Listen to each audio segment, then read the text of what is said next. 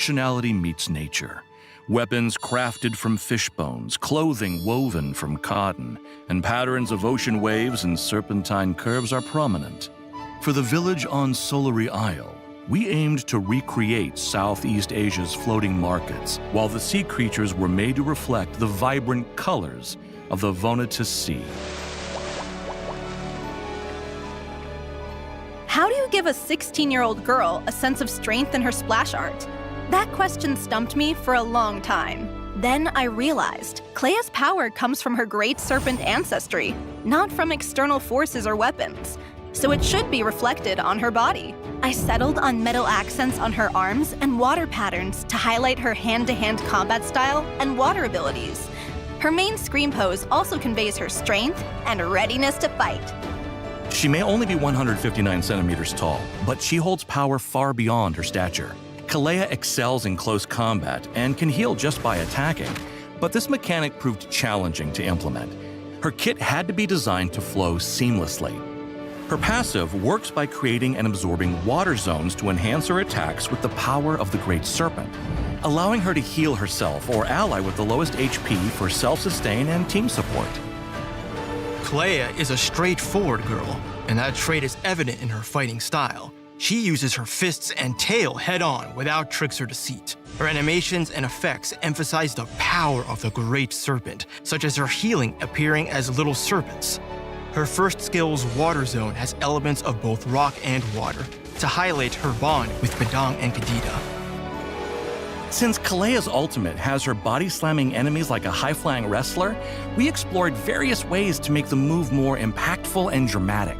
In designing Kalea's in-match animations, we used big water splash effects to enhance the impact of her tail strikes and highlight the dynamic motion of her tail and the power of her punches.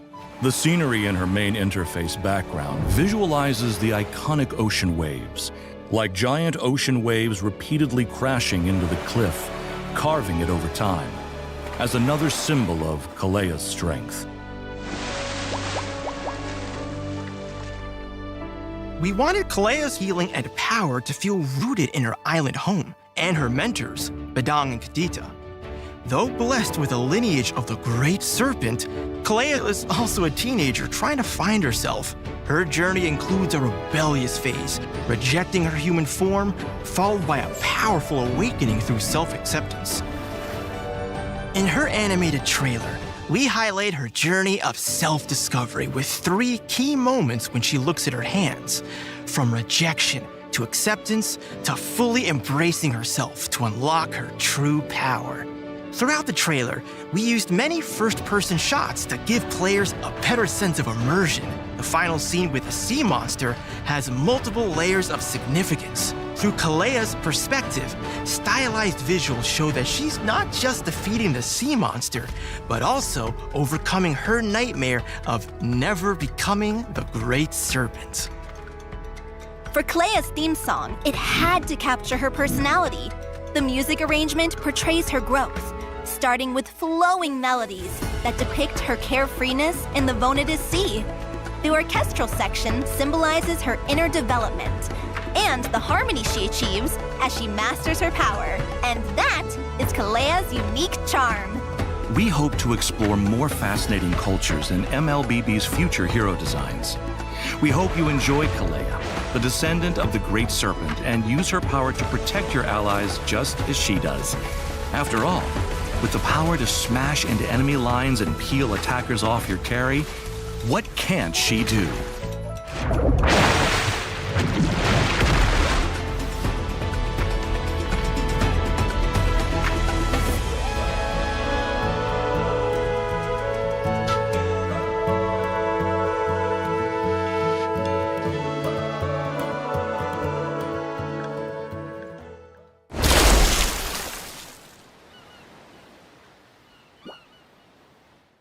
Hello everyone, and welcome to another patch preview. Today, we're thrilled to showcase a ton of new content coming in the new update, so let's jump right in. New hero, Kalea! This descendant of the Great Serpent from the Vonatus Sea is here to make a splash. As a roaming support fighter hybrid, Kalea's core gameplay involves healing her team by attacking enemies and body slamming opponents around to create a unique close combat experience for the support role. We can't wait to see the amazing plays you'll make with her. This patch also includes a number of balance changes, many of which came directly from your feedback. We are committed to listening to our community and will keep fine-tuning game balance in future updates. Also, starting from Season 35, the seasonal settlement will align with Patch Day. During the patch's new event, bases will have a chance to turn golden during matches, and destroying these golden bases will reward extra event currency. Keep an eye out for more hidden Easter eggs. And of course, we have lots of new skins and events lined up for everyone to experience and share. So grab your friends and join in for awesome rewards. But that's not all. There are even more exciting events planned for next month, so stay tuned. And that wraps up our patch preview. We hope you enjoy the new update, and until next time, we'll be seeing you in the Land of Dawn.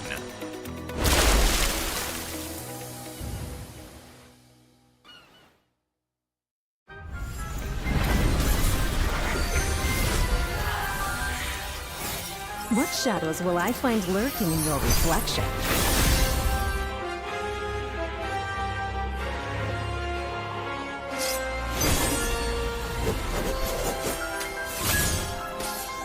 Swift and deadly.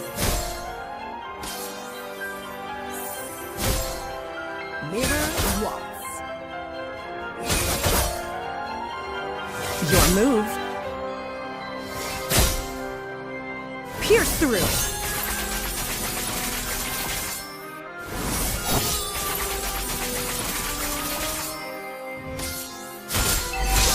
Guide my blades.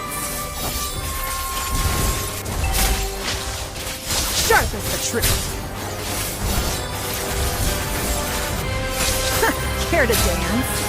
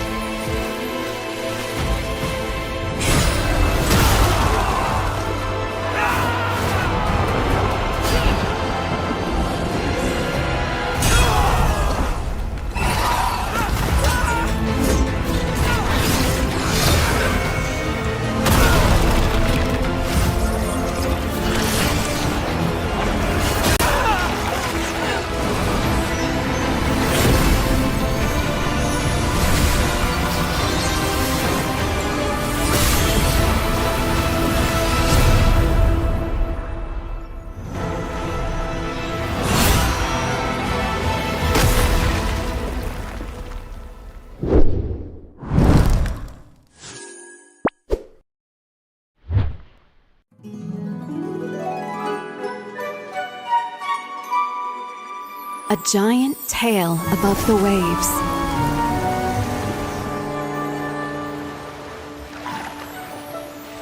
Is it a sea monster? Or is it... Kalea!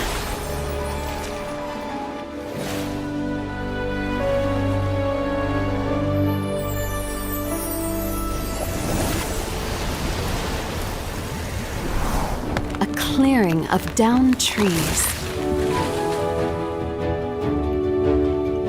Was it a fierce warrior? Or was it... Kalea!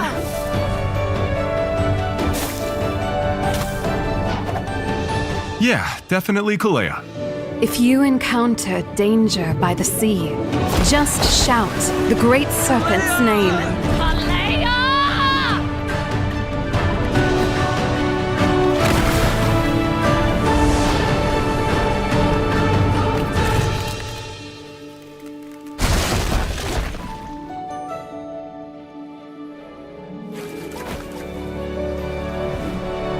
Though the outcome may not be what you expected.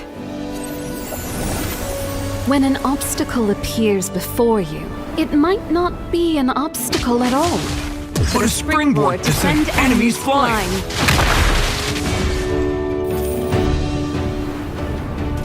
Fists aren't just for fighting. They can also heal allies.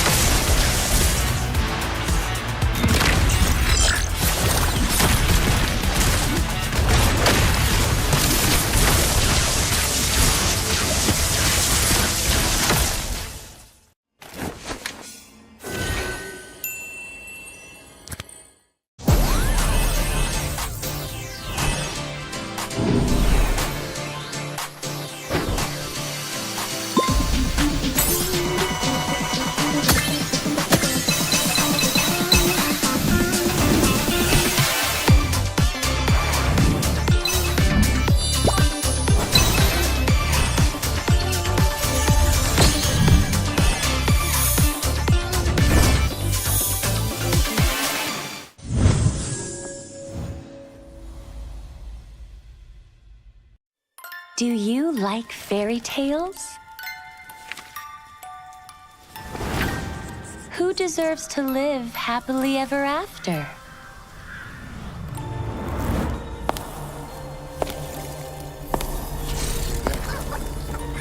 Be good, and you will have a loving home.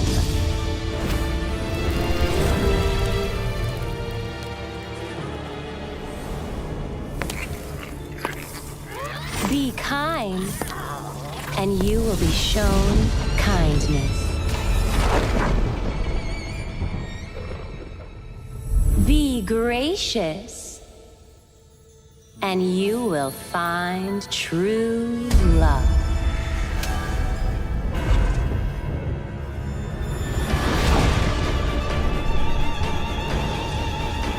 It's all your fault! I want my I was just having some fun. Your mother died because of you! What a bunch of drivel.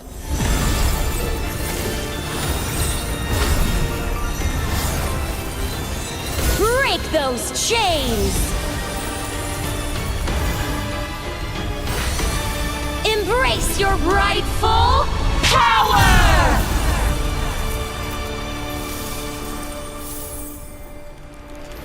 I really love a good fairy tale. Who will be the lead of our next story?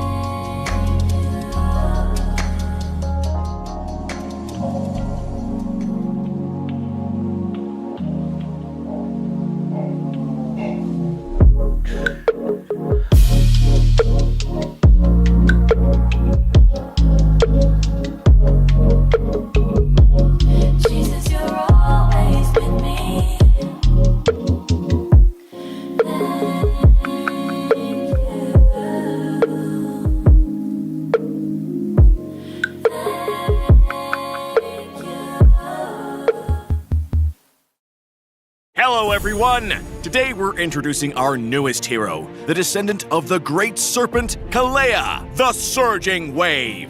Kalea is a support hero who specializes in close combat and offers strong, reliable single-target CC. Not only can she charge in and slam enemies around, she can also heal herself and allied heroes just by attacking. Surging Wave, Kalea!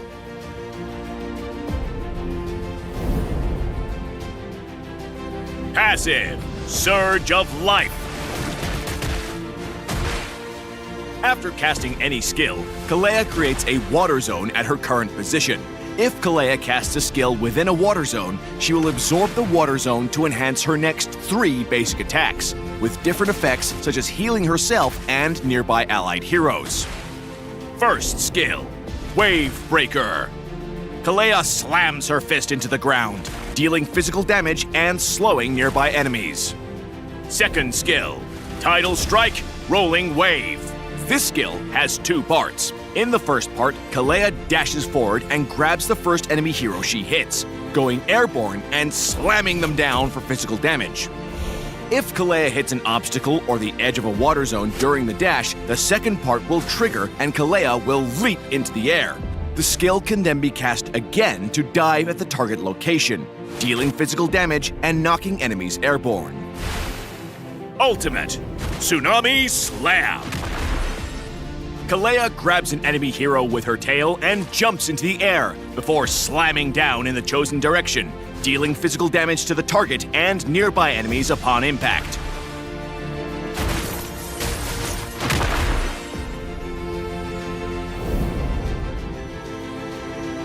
While ganking with Kalea, use her second skill to close in and CC the target.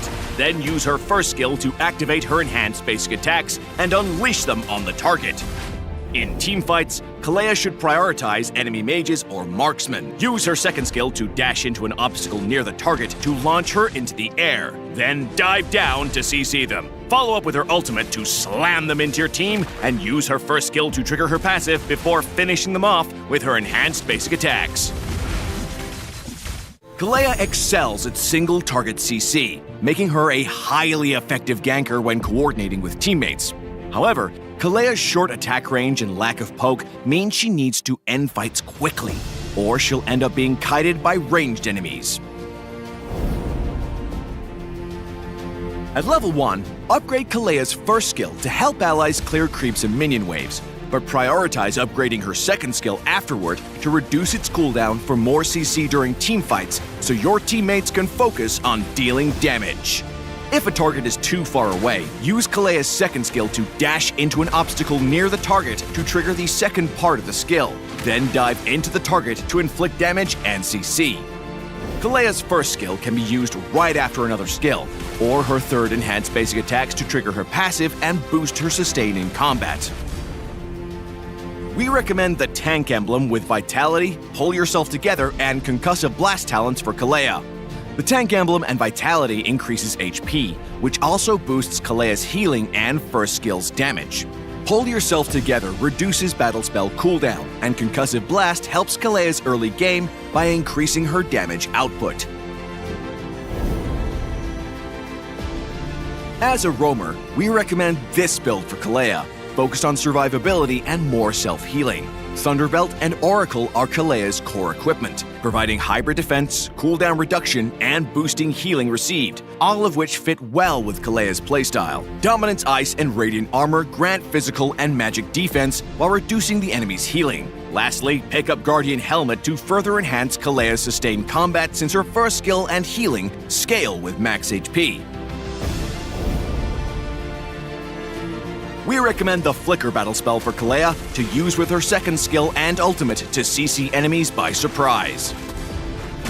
We also recommend Vengeance to reduce incoming damage while Kalea is fighting on the front lines.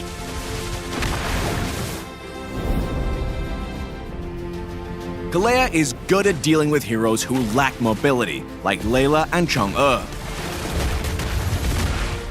However, Kalea cannot grab enemies with control immunity, so heroes like Diggy and Minotaur can effectively counter her. Kalea's strong single-target CC makes her work well with heroes who have high single-target burst, such as Eudora, Harley, and Clint. In the early game, use Kalea's excellent support capabilities to assist the side lanes lock down targets for kills while using her passive to heal allies. In mid to late game teamfights, Kalea and her team should avoid poking with the enemy team, especially against supports like Florin and Rafaela. Kalea can initiate by diving into the enemy team and using her ultimate to slam key enemy damage dealers into your team for a quick kill and numbers advantage. Kalea, the Surging Wave, will be arriving on March 19th. Participate in the limited time event to get Kalea for as low as 0 diamonds. Pick up her Shimmering Wave skin for just 51 diamonds in the first 14 days. Come,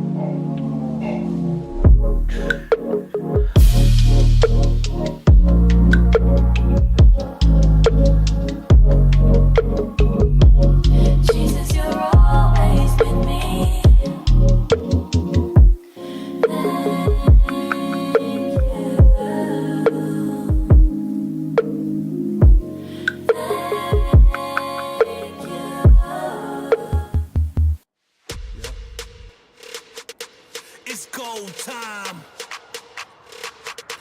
It's go time. Let's go, let's go. We stepping into the room. Y'all feel the energy boom. Enemies doom. We shut them in like a tomb. Spectators safely assume we are the winning team. Got our eyes locked on that victory. Give it all and the rest is history. We the best and there ain't no mystery. No mystery. It's go time. The whole time. It's show time. Let them know time. It's go time. The whole time. Scoring goals time. Let them know time. Let's go, let's go.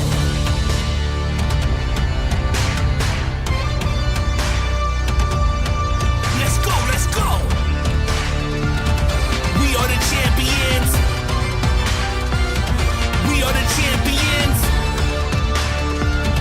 We are the champions. It's go time.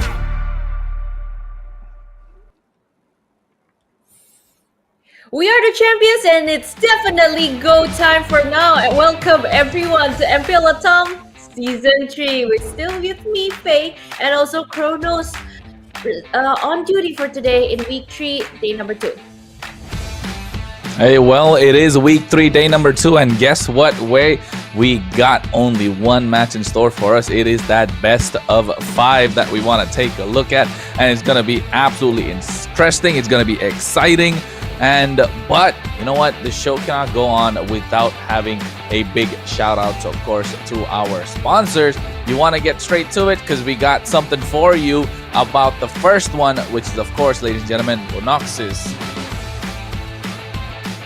If you want recharge your diamond.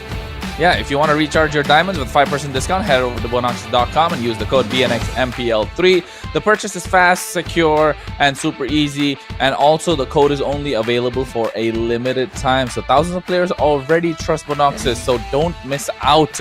And you can recharge your diamonds, so go ahead, take advantage with the discount right now. Okay, with a lot of new skins coming up with the Naruto event, I'm waiting also for that to come up. While waiting so though, with a lot of amazing heroes that you guys can actually perform to in tournament, guys, you can just go ahead and check it out at Community Gaming because it is the only platform that is super duper good and it is the ultimate platform, of course, offering esports competition with professional and also automated payment solution for communities. So you guys want to join in, you can just go ahead, and you guys want to host events, you can also go there because it is fully supported by Community Gaming. Just check it out on their website at communitygaming.io. Ooh, and not just that, right? Of course, we have MVPs in the game, but you know, you got to be MVP with your photos as well. So with the new Techno Camon 40 series, you can capture every victory with in camera and flash snap, the feature that freezes the action in motion with precision and clarity. You know, you're just gonna be precise with that freeze, and of course become the star in and out of the game as well. Oh, so good, so exciting to see the newest phone. Look at those cameras. You don't see like 3 cameras right now, and you can zoom into a lot. I think other than playing in-game, becoming the MVP, I want to try out that phone. I want to try and use the camera and take a picture of a moon. I want to zoom it that much to actually see it's so clear using that phone. Yeah, and I think, you know what? Before we get into it a little bit further, let's not forget there's a lucky draw going on, folks. For those of you who are watching MPL LATAM, how to participate? You got to send your server ID and MLBB ID in the chat to participate. Make sure you're there on YouTube, TikTok, Facebook. You know, the giveaway is, of course, going to happen during the stream. Each viewer, when we reach a certain milestone, of course, as you can see, you get below 6K, about 18,000 diamonds total. 6K to 8K, you get 38,400 in the last one. I kind of forgot about that, but you saw what there was in store. Of course, you got the lucky draw, and we have, of course, the schedule so far. The bracket, the Swiss bracket. This stage has been really fun, way. And coming in for best of 5 series for today, it's Team Infinity versus Influence Rage. The winner, you can go up and secure a knockout stage slot, and sadly, the loser team gotta go down to relegation route. You gotta fight a bit extra harder if you want a spot later on in the knockout stage. So, can't wait to see, since it's a best of 5 series. Can't wait though. Will it unlock all 5? Or will it be a fast game of 3-0? Ooh, I mean, it might not. To be honest, I think it'd probably go down to the best of 5. But of course, we want to let you know which teams are playing today. Of course, so the match schedule for today should be coming through as well. Apart from what you saw, the schedule of the entire day, of the entire Swiss bracket. And I think, Vey, if you ask me, probably going to be a 3-1. For you, it's a 3-1. For me, it's a 3-2. Really? Oh, it's look up at that, now. yeah. But both of us voted for the same team, didn't we? At least. Okay, at least it's that. We're on the same page. I want it to be a best of 5 series, so our viewers can watch even longer, more action-packed games. Because you know what? Both sides of the teams, this is going to be a hot match. Because you are fighting for the last spot. Either you go for a straight knockout position, or you go down for relegation. So, wanna know which goes to which later on.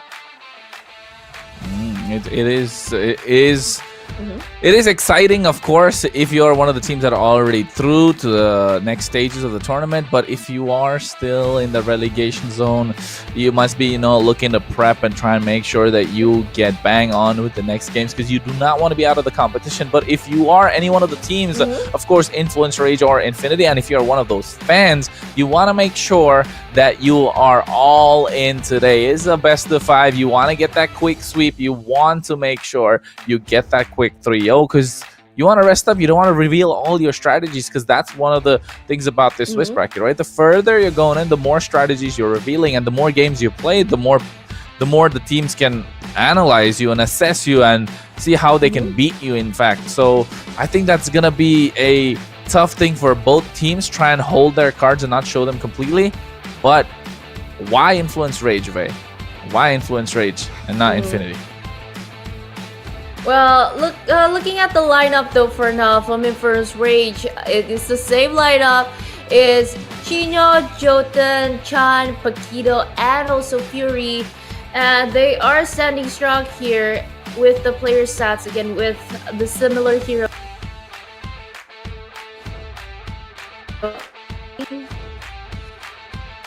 The comfort heroes that you're playing, so which is quite good. And you know what? I kind of feel that it's them, but I have to see Jotun on the Assassins. That's the way to go for Influence Rage if they really want to win this one. Yeah, I think not just that, right? But Infinity, of course, why we were looking at for me at least, why I supported or why I voted for Influence Rage is because the momentum is on their side. And of course, at the same time, you want to see Jotun play those assassins. But guess what? Infinity definitely want to prove us wrong, especially since we got our port Influence Rage. But if you look at their lineup, of course, Dominic on the EXP, ZZ in the jungle, Lionel in the mid lane, Fanboy playing at that roam position, and Doom. He has been a monster on the gold lane, picking up 2 MVPs last night against DreamMax with that Herod. So you know what you do not want to give to him, because you can see the stats of the players. You see Dominic, he likes to play the front liner. He likes to create the opening, likes to create space with the Gato Kacha. ZZ as well has been lethal with that Julian. Always going to be respect band from the other side. Lionel likes to play those control mages, making sure he can control the pace of the game. Fanboy, hey, he doesn't shy away from playing those heal roamers, because if they work, they work. And of course, Doom, he has a plethora of gold laners to choose from. Moskov being his favorite with a 714.87 gold per minute, and of course 6.55 KDA average. And hey, Is there a way we can stop Doom from being a menace in the land of Dawn?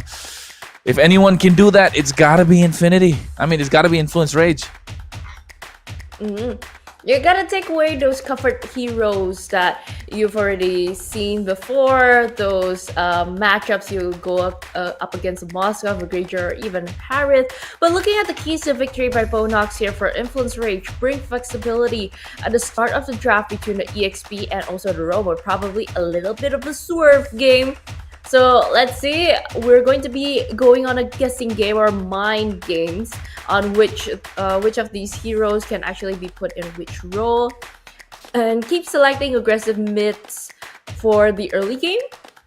And watch out for the opponent's team fight compositions with multiple tanks and CC fighters. So they gotta know how they go in and go out or try to pull and push during that team fights. So it is a prolonged team fight. It's not just coming in, guns blazing, everything out, and after that, yeah, I'm done. I have nothing else. But what to do on the next one? Because you can't just go in and just throw everything out. You gotta have that bit of a strategy or that pull. You're trying to probably bait out some things, or probably bait out some skills out from Infinity. So probably that's a good start for them. Yeah, I think Influence Rage definitely need to watch out with that, focus and prioritize, try and bait out those skills, especially those heavy CC skills that could come out from the side of Infinity. As you can see, some of their keys to victory here, I told it about Doom. Granger, Moskov to keep goal lane comfortable. You want to win, you got to make sure Doom get its comfort heroes. And not just that, you could slot in the Herod as well, because yesterday he played 2 Herod games and oh my god, 2 MVPs, a dominating performance. Careful with Yi Sun Shin from the enemy jungler. We've seen this before as well. Influence Raids like to pull that Yi Sun Shin every single time, and guess what? He is really good at it as well. So making sure you eye out and watch out for the Yi Sun Shin draft, because you never know, that Mount Shocker could be a problem, and if he farms up, Yotun's going to be a monster on the Yi Sun Shin. And also try to bring other EXP options other than Uranus and Hilda. We've seen this last night. Infinity did have a tough time, trying to go with a different sort of an EXP laner. I think right now they gotta explore their options. You have the Fulvis, you have the Gatokachi, you have the Hylos, the Badang is available. The Kalea right now in the land of Dawn could be played in both the Rome and EXP. So they really need to find out a way for them to actually get that going. But you know what else that means, Vey? The head-to-head, Lionel versus Chan.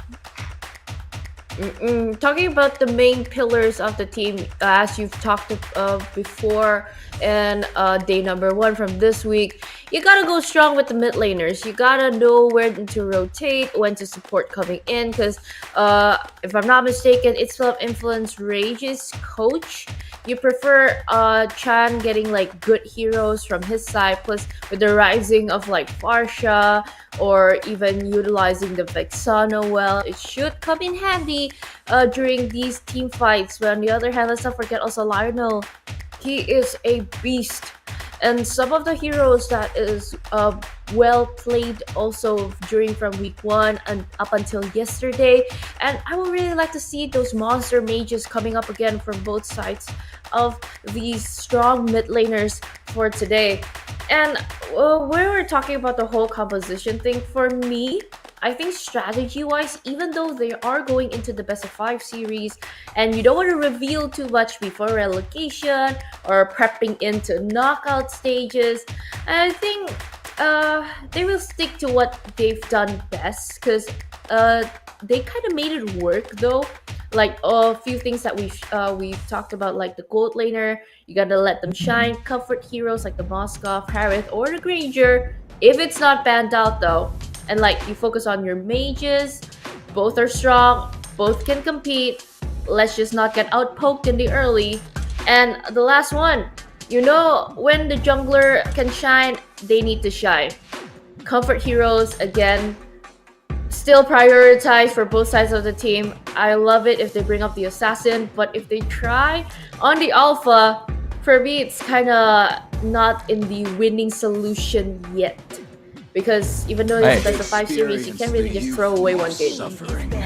Yeah, I mean, yes, and they have to prioritize his comfort picks, right? And you can see instantly they've done their homework, both sides, understanding what they got to do in the draft as we are already in. We got Influence Rage on the blue side, Infinity picking the red this time in the first game of the best of 5. Harith being banned out. It's quite funny to see that because you want to see Harith being first picked as well. So that means they want to go and slot that Suyo as the first pick in the jungle, try and secure that as early as possible. Banning out that Boxia because they know how much of a flex a Dominic can be. He's been playing those heroes everywhere. The Matilda being taken off the table, but oh my god, they go for the first pick. Phoveus leaving the Suyo open.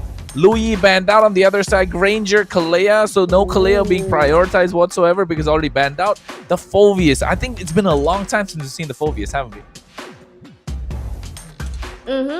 And looking up, if you want to go head-to-head with the Phoveus, since you know it's a semi-tanky hero, you kind of get the sustain, you kind of get the damage. Team Infinity, you can just opt out with the CC. Again, prioritize Doom's Moskov should be good though, if they really want to play around on that. But I forgot, the Chusen was wide open. It's not closed off yet, but Chusen Suyo is a very great start. Influence Rage though is a great time to take away Doom's Moskov if they want to play with that. Yeah, I'm not sure about it just yet because this Zushin is definitely going to be a threat, right? Going to be a problem against the Phoveus. They should kind of prioritize going for the assassins here. Hayabusa is left open, and we saw how Yotun can play the Hayabusa, and I think right now it has to be... Oh, but they go for the Valentina and the Moskov. Yes, Moskov in the goal lane give Fury what he likes, Chan as well.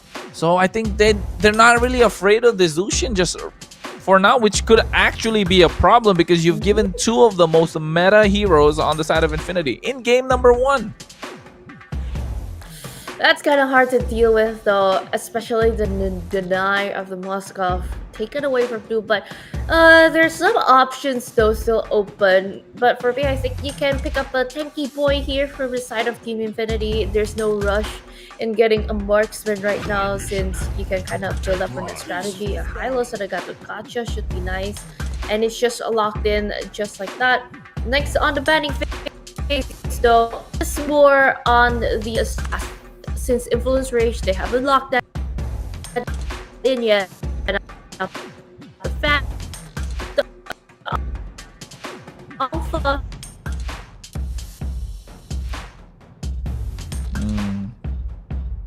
I think, you know what? While Wei is trying to figure out what she's trying to say, I want to get my nerd glasses on just because we are here at the draft stage. You know, gotta look the part to actually be able to predict which one will go where, because I'm starting to lose out on these prediction phases already. And now looking at the high lows being there, it's a good pick, but Infinity are looking absolutely strong right now because Chan is not gonna do much with the Crimson Beacon, right? But Moskov looking for the outplay potential, and now they're looking to choke out some of the heroes. And now if I was Infinity, you start taking away these jungle options, the Hayabusa. Yeah, it's got to be those Hayabusas, those Fannies kind of taken off the table for the side of Infinity. But also on the other side, I think they should be looking to take away those goal lane options. That's how they should be going down, if I'm not wrong, because already you've given your EXP / roamer on the side of Infinity. EXP already being shown quite early from the side of Influence Rage. They already shown in their mid laner. They've already shown their gold laner, and on the other side they've shown their jungle with their mid laner. Yes, the Hylos is a flex pick against the Phoveus. Usually you can go 1v1 against that as well, but looking at how they have to take out certain aspects of certain players or certain heroes, especially in leaving that Zushin untouched. You do not want to have that Zushin under threat. So Hayabusa and Fanny definitely have to be banned out. I'm not sure about the Fanny though, but Hayabusa is a guaranteed ban coming out from Infinity. Same thought as going on what's in my head before the lag. Not my brain lagging, but my internet though. And same thoughts of what talking about with Kronos before. Like, you gotta prioritize those jungles. Okay, probably Hayabusa, you gotta respect it, or like take up a precaution of banning out alpha for Jotun. If you really want to like ban out just for specifically targeting on Jotun. But on the other hand, I do really agree. If you really want to go up against a Vexana, two choices. Either you don't give good ultimates for that person to steal, or you overload the options for them to which one is better, which one I could take, which one that I could utilize well. So it kind of brings up to a question, but I kind of see a potential there. Picked up a carry going up against the Phobies because you need that true damage. If you're not bringing up a CC, you can bring up the carry. At least it's still kind of a good matchup laning wise later between Fury and also Doom. So should be okay around that area though. And for the focusing ban from the blue side of Influence Rage, I think they can also close out some tanky heroes because you've just seen one option on the high-lows, or even deny the CC getting picked up. So it's still good. Yeah, I think the CC definitely going to be banned on the side of Influence Rage. It's looking good. It's looking good so far, at least for both sides. The carry is a really good option for them to pick up on the side of Infinity. Yes, because you're not giving a lot to the Valentina on the other side, especially in the hands of Chan, where we've seen teams respect Chan's ability to change the game so much that we've seen 5 target bans coming through just in the mid lane. So hey, there's got to be something so special about his playmaking ability. We know that. The viewers, you got to know that. You want to find out about that. Make sure you follow the socials, of course. MPL LATAM, Instagram, TikTok, Facebook, YouTube. Subscribe. Do all that good stuff because right now we're back into the draft once again. Seems like they've had something on their plate that they did not like or not really sure. We'll wait for confirmation. But of course, at the same time, the draft is underway. You can see the bans are the same from both sides. The first pick still being that Phobius, if I'm not wrong. It gotta be that Zushin and Suya coming out again. Confirming that for the first pick, it was so good. It was pulled up quite well. And for the next side, Influence Race, they should be sticking on the same thing like the Valentina and also the Moskov coming in. But turns out it is a Neve though. You want to control that area, because there might be a potential where Infinity, there's nothing to copy that's good for, Influence Rage's side.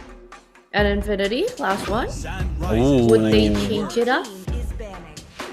Oh, they changed it up. It's a clean. Yeah, I think that's the one change, right? That change in the Eve changes a lot in the game because, like, we saw in the head-to-head, we've seen the lineup and we've seen how Chanel, so both picking up control heavy mages, trying to control the pace of the game.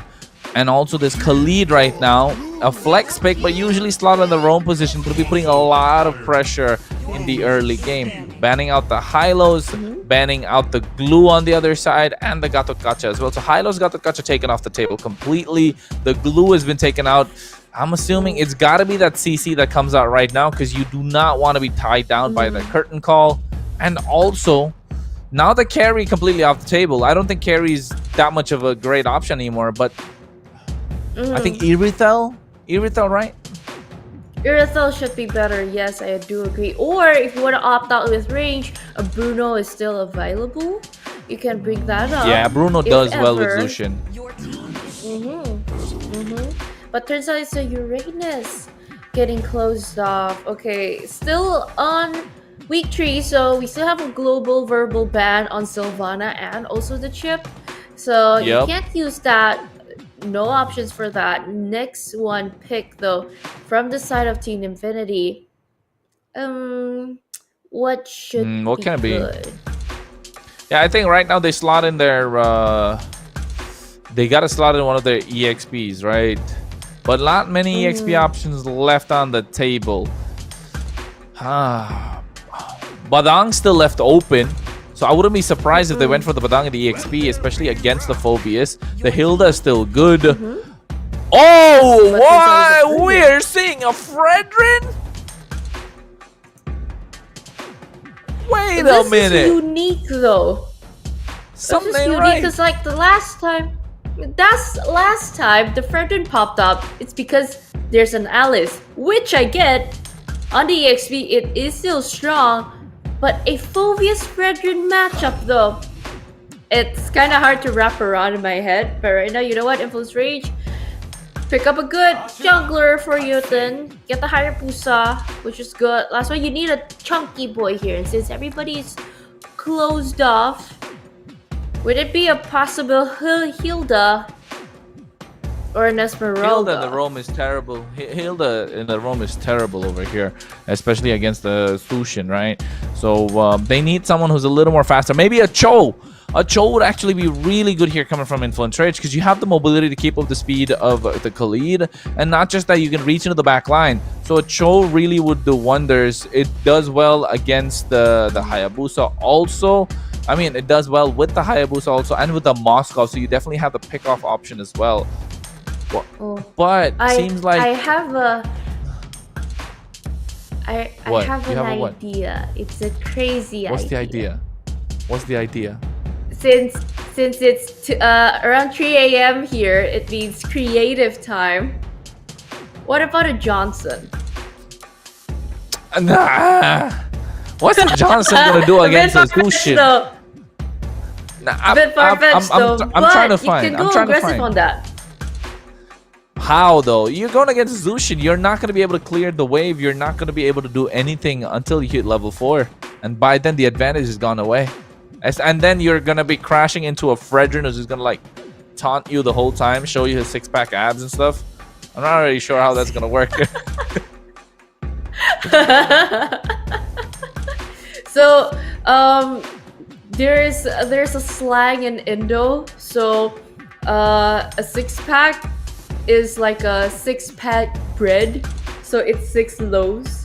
So you really want to hit that bread there if you pick up the Johnson. But I don't think it is a good matchup after you set that. But again, it was a creative approach, and I hear something is picked up for now because we are back in the drafting phase for game number 1.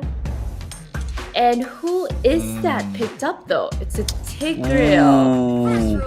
A Tigreal picked up. I was gonna say a Tigreal does work, but it's gonna be hard against Zushin. You know, the Zushin's gonna definitely pick up the Purifier right now. A carry being slotted still, yes, it works, especially against the Phoveus and the Tigreal. But I'm not really sure how this Tigreal is gonna do. He's gonna have a really, really terrible early game, because the Zushin's gonna be Zushin's an absolute tank bully. So if you ask me, I like the draft of Infinity. Same here. I really love the side from the side of Infinity, because it's harder for Influence Rage to just kind of reach in or probably make a lot of good moments. But we're talking about draft composition wise, it's not bad. Like, you have the front line, you have the early damage, you have the late game carry, you can rise up to that occasion if it needs to be in that occasion. You want to drag out to the late game and everything. So overall, just from one side, it's good, but we're talking about facing each other, so it would be kind of hard. So let's see how it goes for the only match of the day. Game number 1, Team Influence Rage versus Team Infinity. Who will get to secure their first point here to get a gap between the knockout stage and also relegation?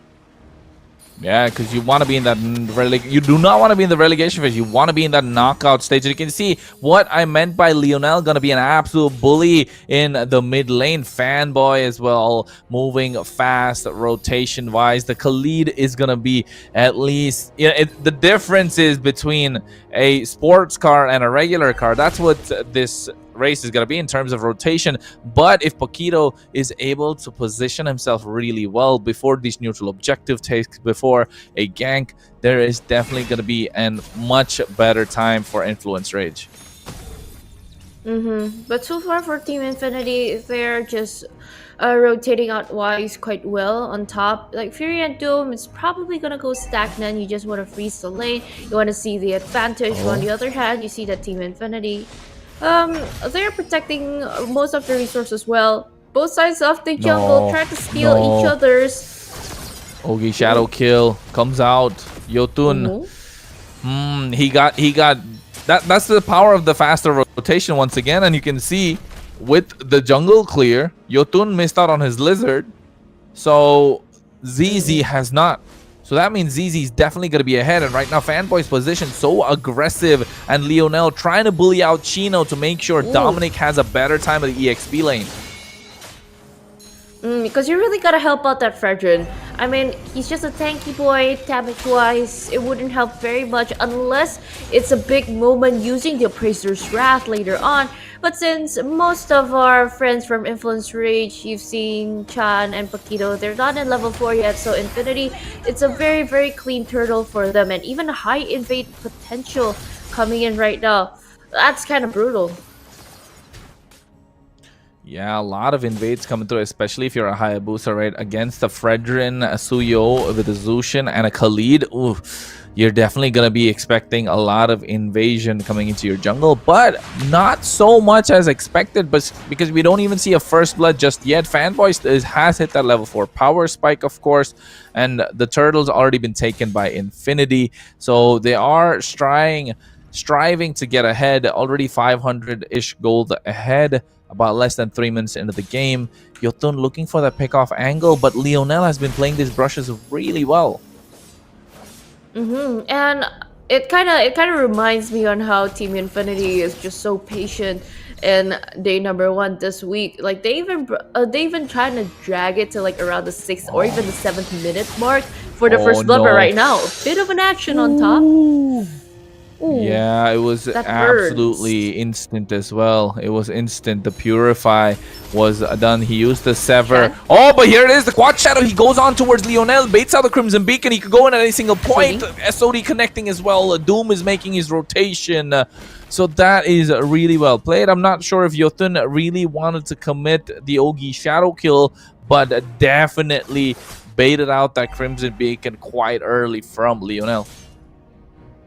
I mean, it was kind of in your face moment though. It was so sudden, so it's kind of reflexes. You want to go up and pop it out with the Crimson Beacon. I was actually shocked during that moment, but turns out there's no trades yet.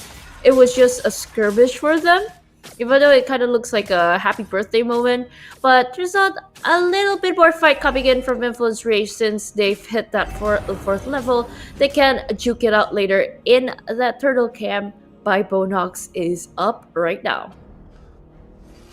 Hey, Turtle is there being reset already. You can see Infinity trying to take advantage and trying to get themselves into a better position, while Influence Rage's Paquito hasn't made a play just yet. Nobody going down, no first blood being expended as well, but you can see that big lantern flare, that disco light being a problem right now. They go in with that RWM, but at the same time, the taunts coming through. Raging Sandstorm committed. Ogi Shadow Kill is there, but oh my goodness, Dominic gets the first blood after a big Appraiser's Wrath on top of Paquito. Yotun being sacrificed as well, but here comes Chino. He can go in. He's been going in with an Infernal Pursuit, has been buying a lot of time, but there has been no backup from the rest of his team. He will fall down as well. 3-1 is the score for the favor of Infinity, and they also get the turtle.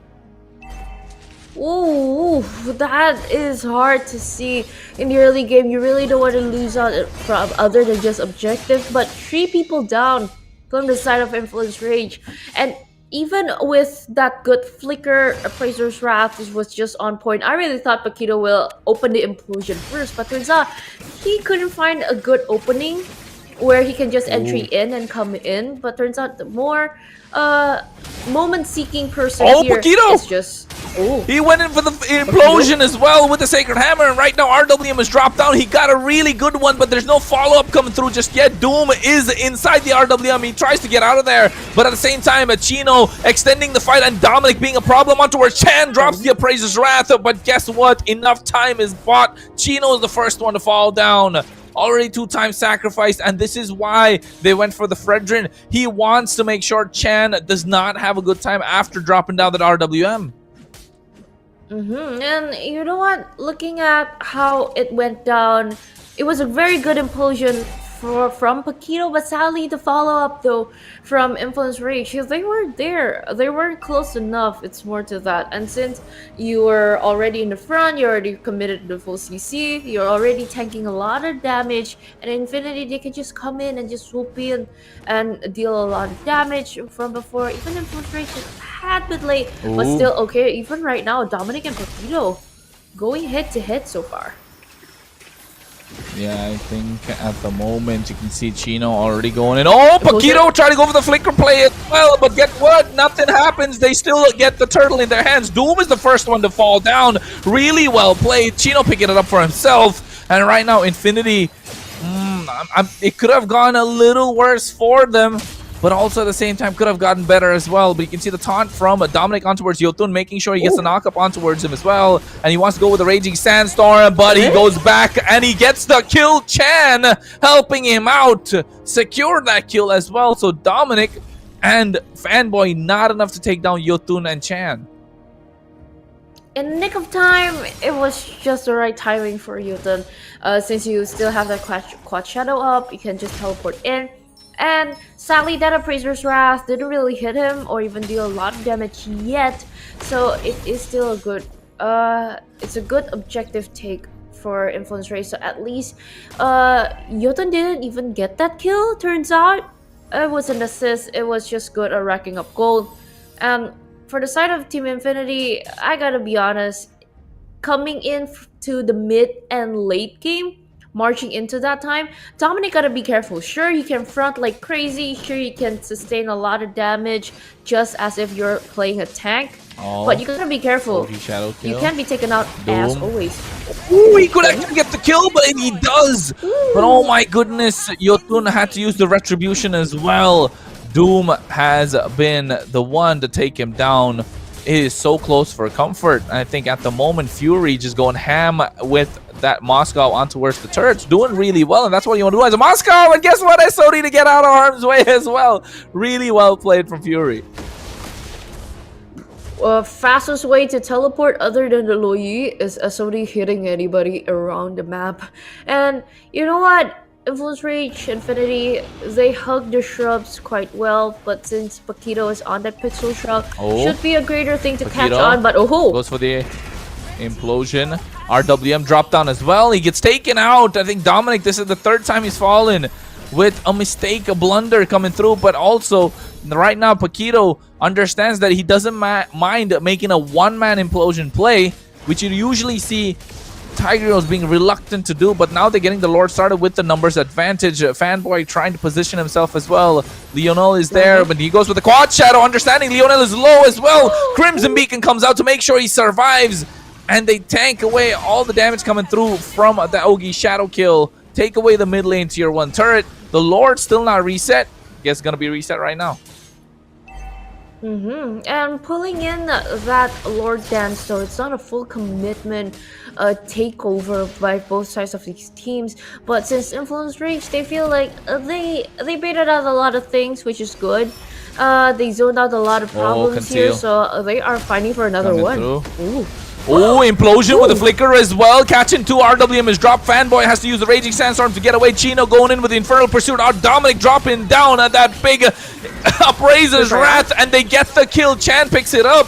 And right now they're getting ZZ quite low, but the kill on towards Chan is there. Paquito falls down as well. Triple kill in the hands of Doom. The speedy light wheels have done their job, and finally Doom is online, folks. Game number 1 in this best of 5. Oh my goodness, a triple secured so well, and I thought you either Doom or even Moscow, you gotta shine so well on that hero. But you know what? Other than just powerful hero picks, it's the pilot though. Doom is a menace in this carry, and marching into the 11th minute on the way to that. Looking at the items, thank you very much, popped up and right on time. Holy Trinity template for the marksman is online for him, same as Fury, but looking at power damage wise, it's on the side of Doom.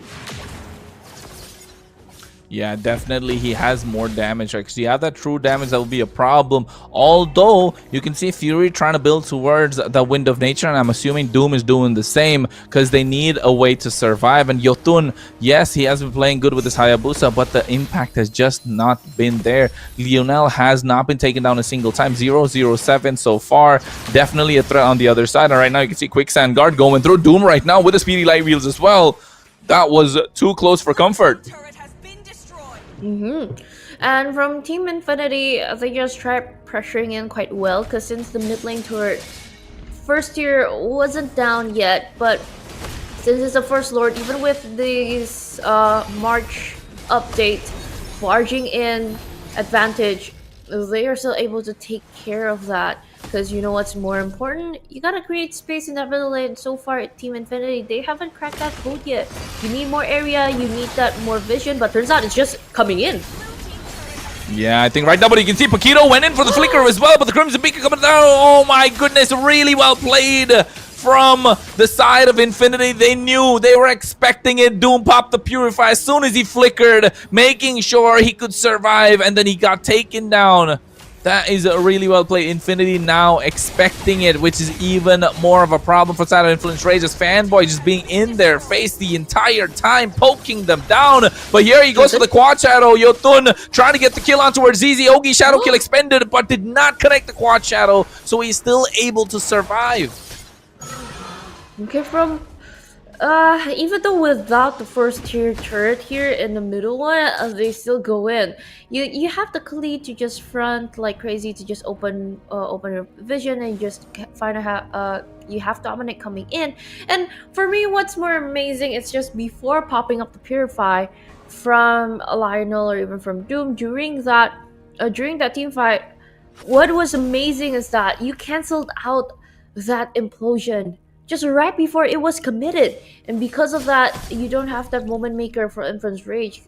Yeah, I feel like patience is not the key yet, but just finding a great moment on when to execute it. Yeah, no, that was really tough at that moment. You can see that right now Lionel is being a complete problem. This is why you don't let the Sushin open. He even actually picked up the purple buff, which Yotun wasn't able to get. Now the Lord is up. He's not going to have enough energy to try and go in, but you can see Paquito with the implosion on towards Fanboy, who is able to survive as the Quicksand Guard as well. Doom with the Speedy Light Wheels takes down Chino after he went in with the Infernal Pursuer. Right now, Crimson Beacon playing aggressively. Purify his pop. Fury trying to survive, but you can see Paquito goes in with the Sacred Hammer. Purify coming through from Lionel as well, but the damage has been done. A double kill in the hands of Yotun. He goes in for the Quad Shadow, trying to get out of there. Really well played from Influence Rage. Chen dropping the RWM just on time, but right now ZZ joining the party as well, taking away the purple buff from Yotun once more. And I think from Infinity, sure, you can't create that moment other than just waiting to cancel out Paquito's implosion, but you gotta be more careful though, because you're facing Chad and also Fury. Wow. Again, he goes in for the flicker implosion. Again, the same target. It is a pattern that we've been seeing. Fanboy gets taken down. The Lord is now less than a quarter HP secured as well. Influence Rage turning the tides after being down for most part of the game. Even now, they're not in the same level in terms of gold. This is what I wanted to try to elaborate before in that moment.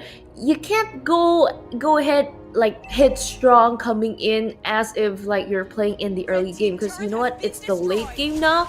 It's a 15-minute mark. You coming in because like everybody is already strong at this point, because even with Chance RWM, you can support it quite well. Even with Fury can coming in, you can go head to head with Doom.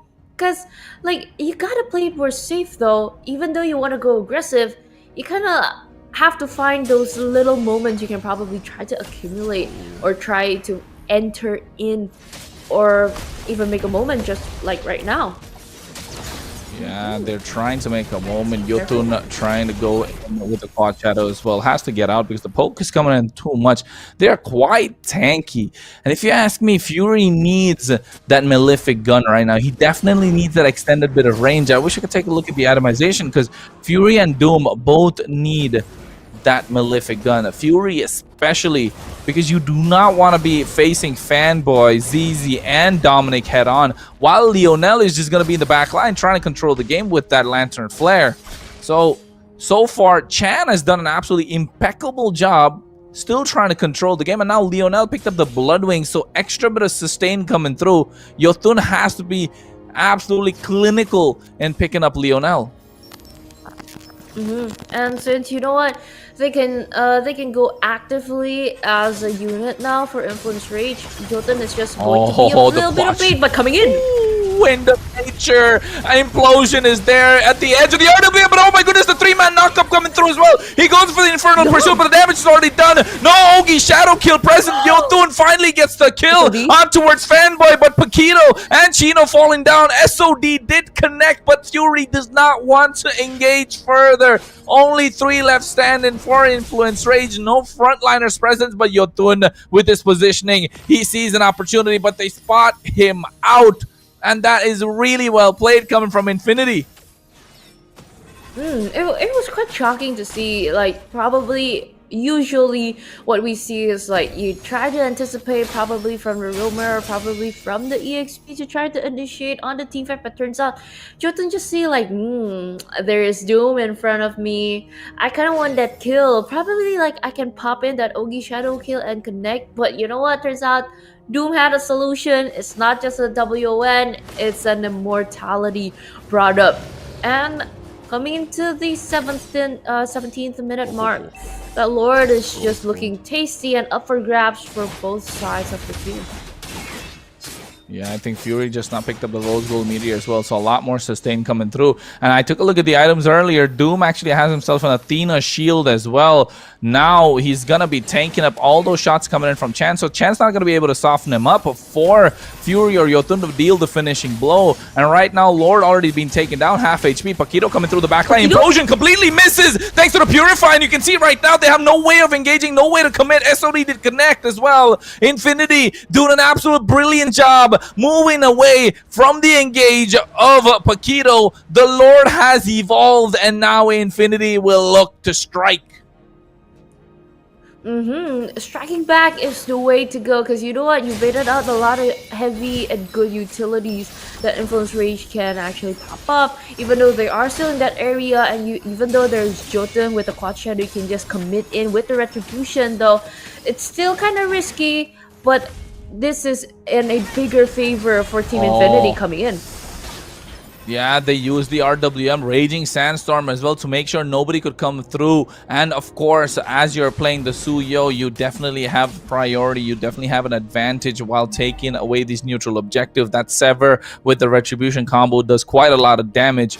And now you can see ZZ 305, absolutely impeccable game. Nobody able to catch him off guard. The Lord marching to the top side. Marching on top, which is good. They are trying to go for a 3-way push. Lane wise, it is managing very well, but no, again they catch him off guard. Paquito with that implosion on towards a single target, which is Fanboy. But guess what, right now they have the Lord to help them out, less than half HP, actually able to save the inhibitor as well, but Paquito is a sacrifice.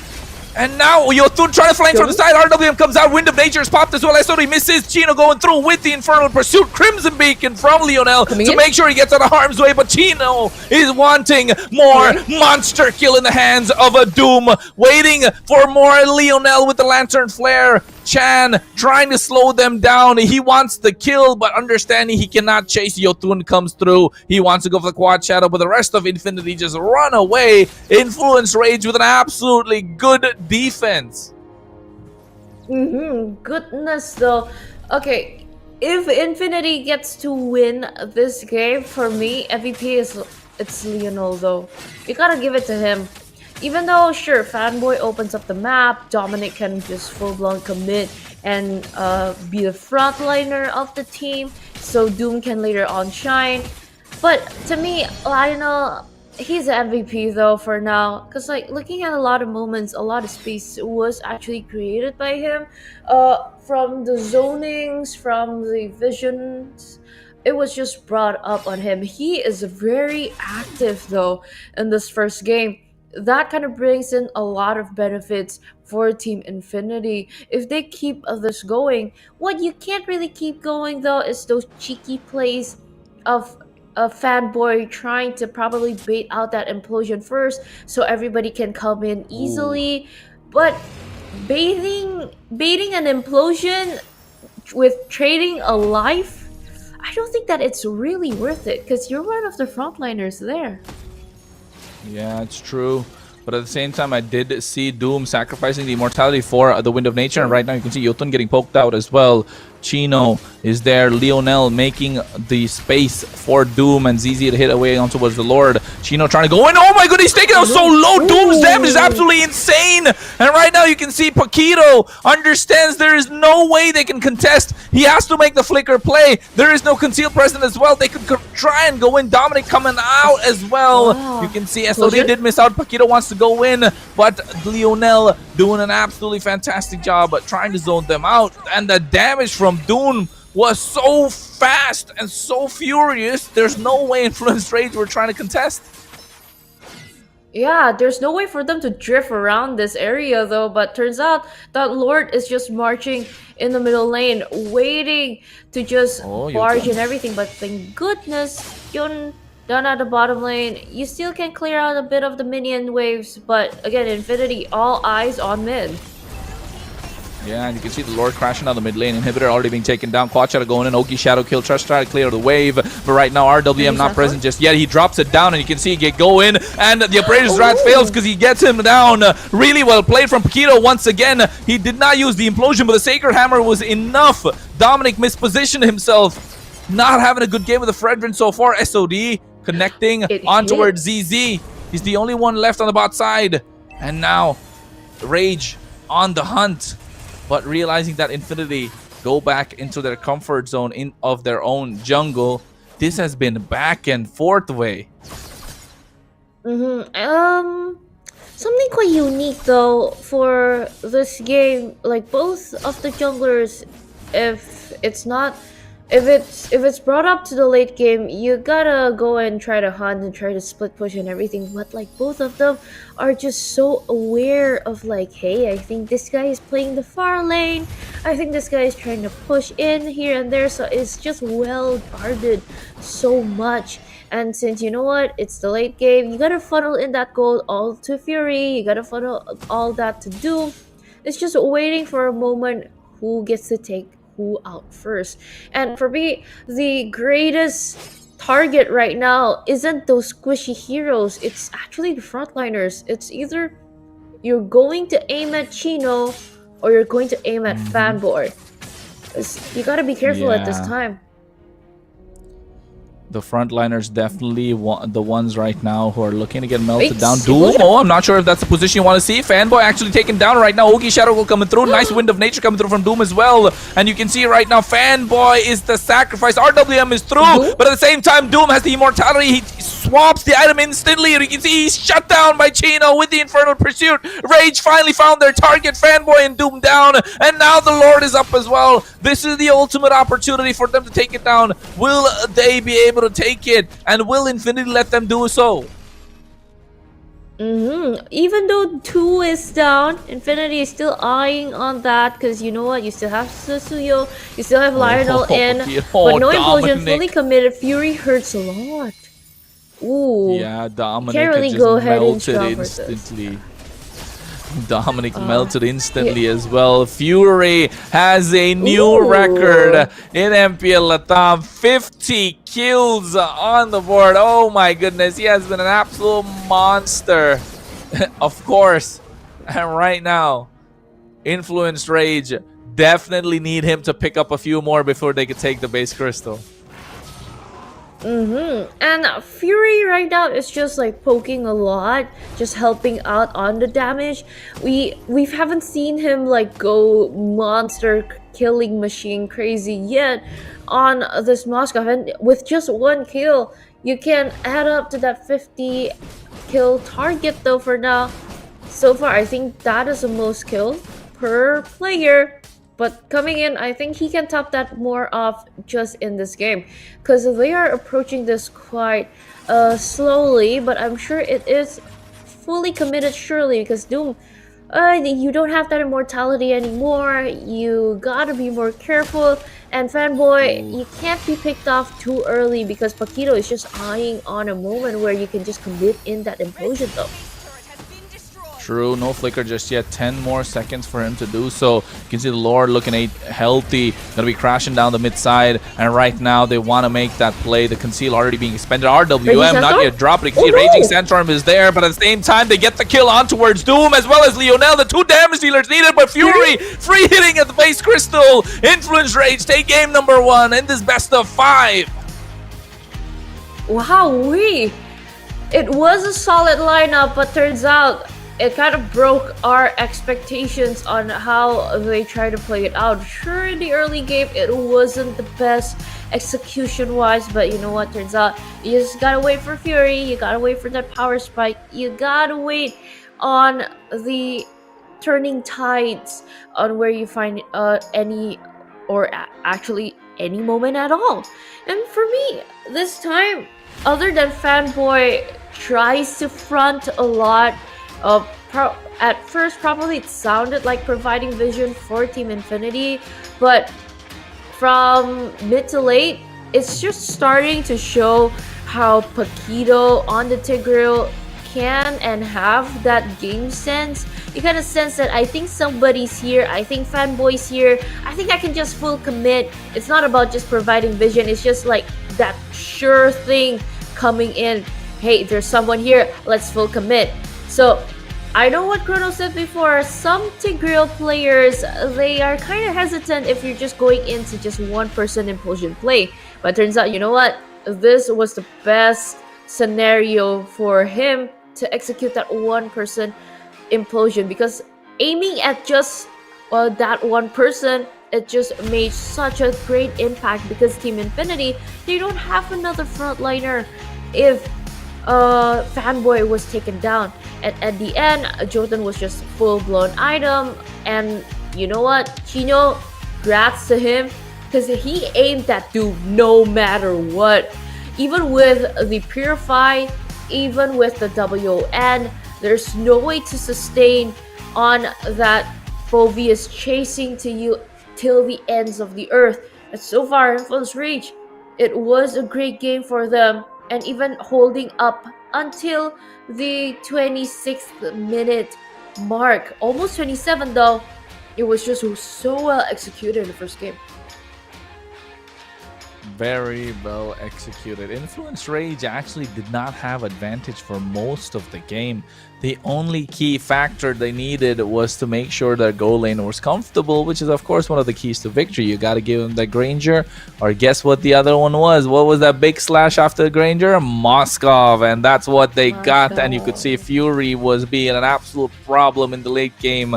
Low kill game. I mean, 16 to 15, not exactly low, but you could see that first blood took a long time. And why? Because of the emblem setups coming through as well. A really tanky lineup, really tanky front line for both teams, running a Tigreal as well as the Phoveus, while on the other side you had the Fredrin with the help of a Khalid and a Suyo in the jungle. So definitely was hard, and also kiting mages with the Yve and the Zushin.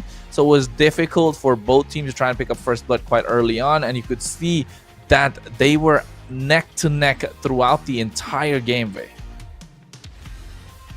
And since, you know, it's just a matter of who gets to pick off who first, because a lot of the times that was just a crucial moment, or like a crucial big part where you can actually just go in and pick someone off, and after that it was just a smooth team fight on whatever you want to commit later on. And both sides of the team, they know and they can't be really decisive on what to do. Because, you know what? It was just so patient about it, of like dragging into like, what, 6 minute? 5th? No. It's around 3. Almost. Oh, sorry. It's almost a 5th minute, and finally a first blood coming in. Usually, if it's me, or like in the Indo playing style, you want to go to like strong team fights. You want to go for that early first blood. But those flashy kills or that flashy skills coming in, it wasn't for them. Yeah, they were just so cautious on how they try to approach through all of this. And even look at this, the team fight participation. Look at both sides of this mid laners, Chan and also Lionel, 94% and 93%. Both of them were just really active of like, let's help out the team, let's be the support. For Lionel, it's just purely opening up vision. For Chan, it's just like, hey, I can just drop down a lot of meteors and stars to help out around the team, deal some damage, so at least I can slow everybody down, whoever you want to go in. And even, wow, a new record for Paquito, 111 assists now. It's a 1-1-1. Hey, you know what they want? They want that 1-1-1 victory. They want to get that 3-0 as quickly as possible. Paquito, congratulations to Paquito on this new milestone, of course. 111 assists is no joke, especially in an MPL level, MPL LATAM. So congratulations to Paquito, and also Fury to secure 51 kills all across the board.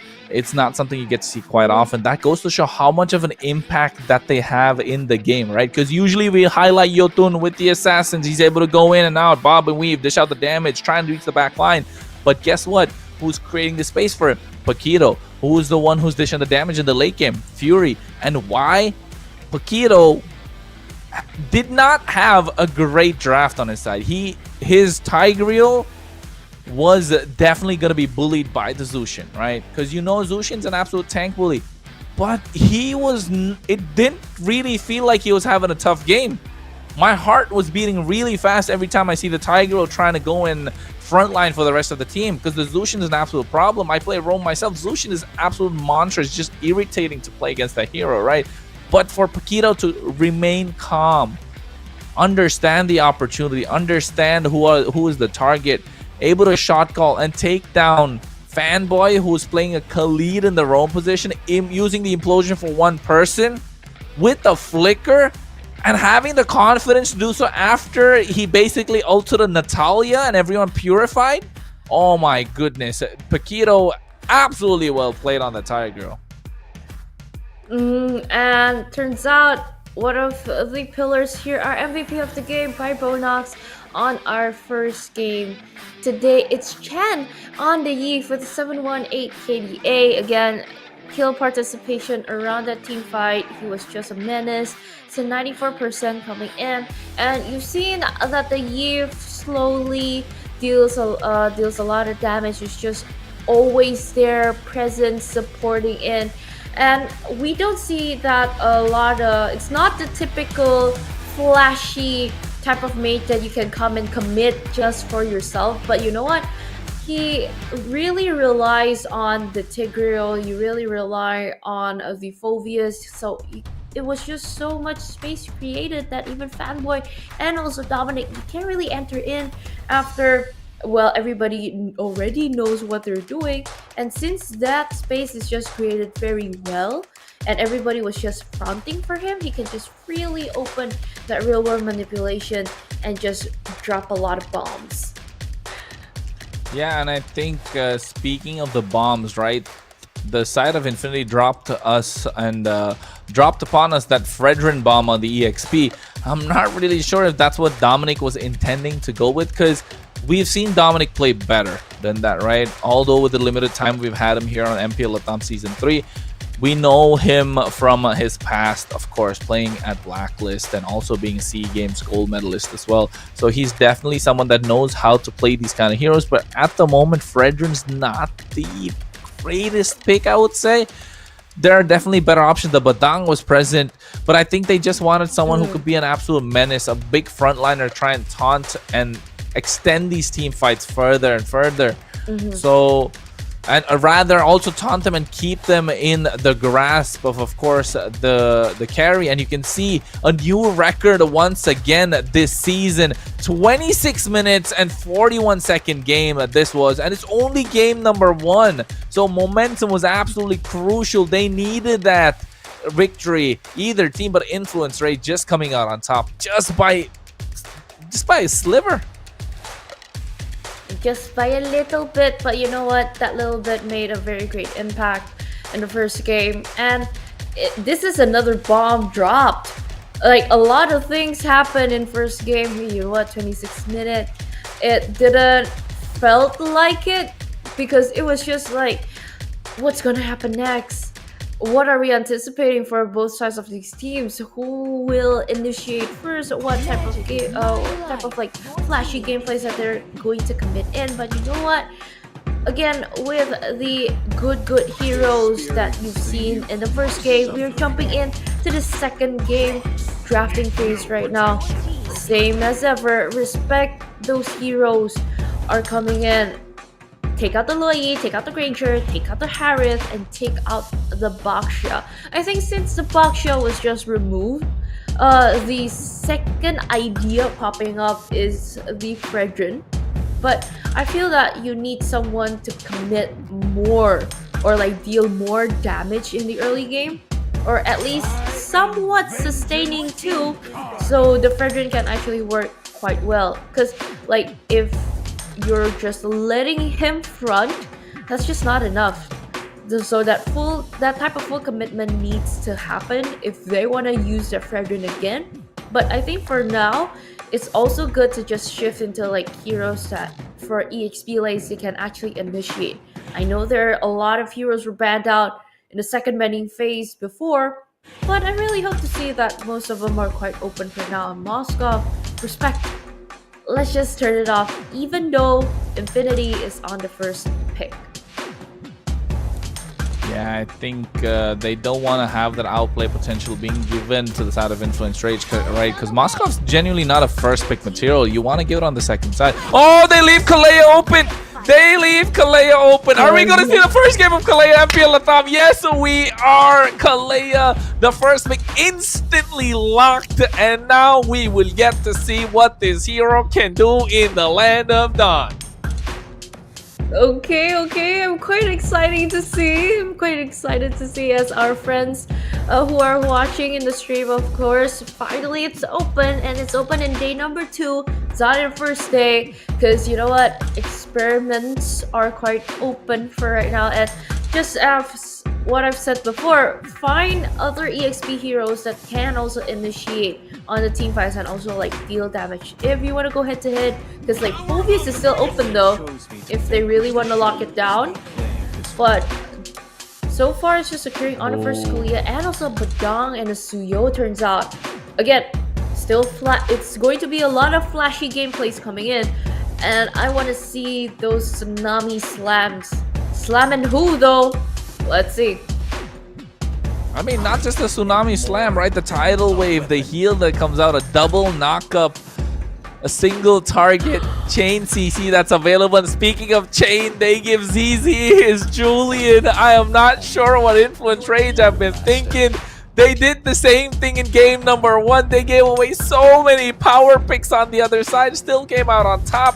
They're doing the same thing again. They give ZZ his comfort pick with the Julian. Lionel gets his hands on the Sicilian.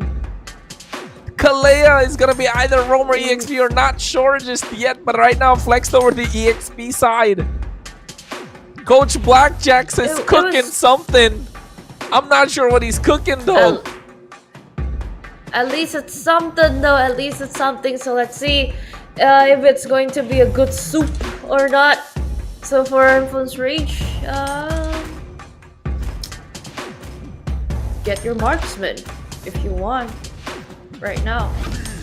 Because like at least you have a potential where you can just close off, but turns out you're opting out 2 frontliners. Yeah, it's kind kind of fast though if you want to lock it at Padong and also Glue. I mean, like, good composition wise though, but this kind of leaves very open on like Team Infinity. Okay, you can just pick up a better marksman later on how you're going to deal with these two heroes, because you already know the frontliners. But for Influence Rage, at least there is a potential where we can try to burst what anything will happen for the side of Team Infinity. Carry though, closed off. Irisel Bruno is still up for grabs. Hey, Irisel banned out. But turns out they banned that Irisel. I was gonna say that the carry being banned out is good from the side of Influence Rage, because they have a lot of tanky frontline, especially the Glue, right? You want to give the Glue a little bit more room to work with when he goes for the split. So I like the carry ban, the Irithel, just because it can be an absolute counter pick on the other side, where there's no other marksman that can go 1v1 against Irithel. In the mobility that she has, ZZ's not going to be able to catch her, and it could be used to chase down Leonel on the Sicilian as well. And right now, they should probably be looking to choke down another EXP, maybe CC. But no, they go for the Uranus, which Infinity are infamous for playing. But Farsa being banned out as well, for the high ground not being provided to Rage. Maybe go for the Eve right now? Yeah. Pick up the Eve, at least you save a slot for your marksman to see what Team Infinity is going to pick up. Three heroes come to mind looking of these targeted bans for the gold laner. You either go for the Bruno, Brody, or Beatrix. 3Bs. Good options for now. Because like after the patch updates also, yeah, Beatrix is kind of powerful if you want to build up to that wow, double attack tsunami speed slam, build. Yeah, I slam you, you slam me. Eh? You don't see me. hey. But I got no glasses on, so you gotta be nice to me, okay? But at the same time, I think over here, taking a look at that. Infinity, they get the high-lows. Probably go for the Gato Catch as well, but actually they need a gold laner. Lock that Beatrix. I was gonna say the Beatrix definitely a good pick for the side of Infinity, but if I was Rage, I'd probably be looking to go for maybe a Bruno as well, because Bruno would still do good for Infinity. They have the space, they have the damage, and against the Glue, when he goes for the split, the Worldy definitely does a lot more damage. So the Bruno also would have been good, but right now opting to go for the Beatrix, not bad. Oh, the 1-1! They are surprising us this game. Influence Raise the crossbow of Tang. Fury better show some fury right now, because I am excited for this game. I don't know about you, Wei. 1-1 is one of my favorite heroes in the game. I definitely want to see her in the Land of Dawn. Been a long time. Oh, I actually thought of a pun when we saw Paquito's 1-1-1. I was like, deep down in my heart, I was hoping like, can a 1-1 be picked up in this meta? But turns out, Influence Rage, they will be trying that for game number 2. So like, hey, no meta heroes, all banned out, no problemo. Because you know what, there's a Beatrix, there's a 1-1, you can kind of get away. And since like you're going up against heroes who are not as tanky, but just as tanky as the high-lows though, so using that crossbow of Tang should bring up new colors or even highlights later on to just aim at everybody in. So let's see who can out-arrow who first, because it's a game of the 1-1 going up against Doom, though it should be interesting between this second game of the day, Team Infinity versus Influence Rage, just coming in strong. And I really hope it's coming in with like those flashy gameplays or like high invade moments, because both sides can do this, or they are going to try to approach this cautiously like that first game. Hey, you know what it is? This second game, of course, it's a little surprising to see. Hey, you got your wish. Way Dominic is playing the Kalea in the EXP lane against this Glue. They need that region versus the region fight, and you can see right now Paquito with this Badang trying to create the space, and they're trying to take on the jungle creep, actually being reset. So I think it's a little funny to me, if you ask me, but you can see Yotun making his way around the map, already hitting the level 4 power spike. Same with ZZ as well. They want to be level 3 while they gank, but they want to be very well calculated in this one. Yeah, you gotta bait out first a lot of skills, but I mean, like, it's not those typical heavy CC skills like the implosion, but Paquito coming in. Oh, Ooh, no. that's risky.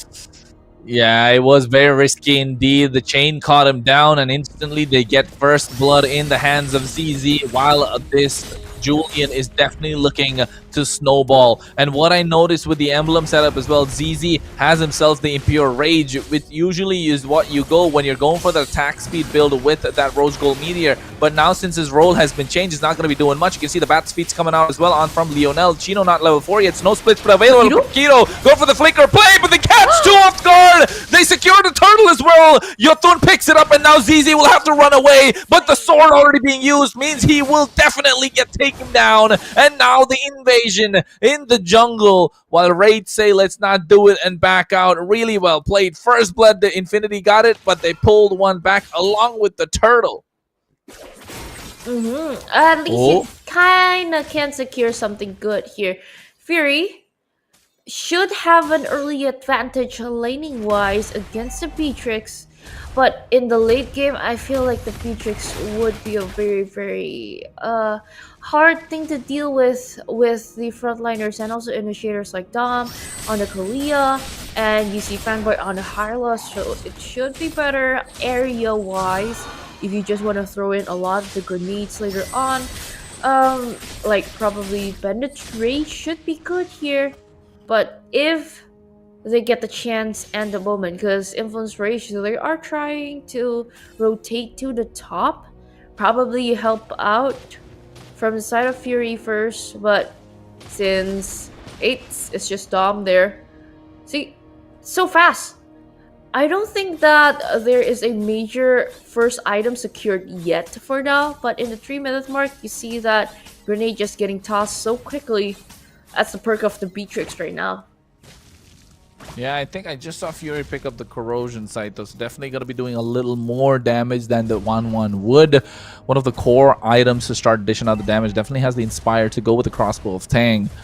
But at the same time, Doom needs just another item. He's going to be a menace. Probably going to go for the Malefic Gun early. Lionel able to clear out the wave fast enough to make the rotation. But Influence Rage are dominating the river thus far, thanks to the fast rotation coming in from Chino. And right now you can see they go Tsunami Slam on towards Yotun. He's trying to run away. Gets caught out with the Sanguine Claws. Gets taken down. Dominic with a really good play. And right now you can see they go into the split as well on top of it. Get Chan to pick up the kill on towards who is not having a good time. They leave and reset the turtle as Yotun was traded for ZZ. Yeah, 1-for-1 trade for both junglers, which is good. It kind of evens out and balanced out, but hey, that timer is not as long yet. So, Turtle would be started by Influence Rage quite well, but Dominic is just eyeing out a moment where he can just jump in and connect it. But sadly, there's no connection there to just vibe or just join in that call in that Turtle phase. But you know what, Infinity, let's just try to drag the tempo slow down, because ZZ got a farm. Because if you're really going on headstrong, a lot of team fights that you try to execute like the first game with this draft composition, you gotta be a little bit slow, because you know what, ZZ already has like 2 deaths for now. I agree, and I think definitely for them to not go down as early as possible because ZZ needs to get his item power spikes. But here you can see the concealed play going through from Chino. Doom is the target. Fanboy and Dominic realizing they need to protect. The frontliners already present. The tidal wave coming through. The knockup. Tsunami Slam misses actually with the Purify. And you can see right now they get the fist break, fist crack combo with the glorious pathway. The split is on top. Crossbow tank is unlocked. Fury not getting the airtime just yet. Wants taking him out a little more low. And I think that was really well played. Good Purify coming through from Chan. A lot of things were traded off, but still going in, kept strong. Even with Dom clearing out that wave, I think that Delivery of Passion will go quite well.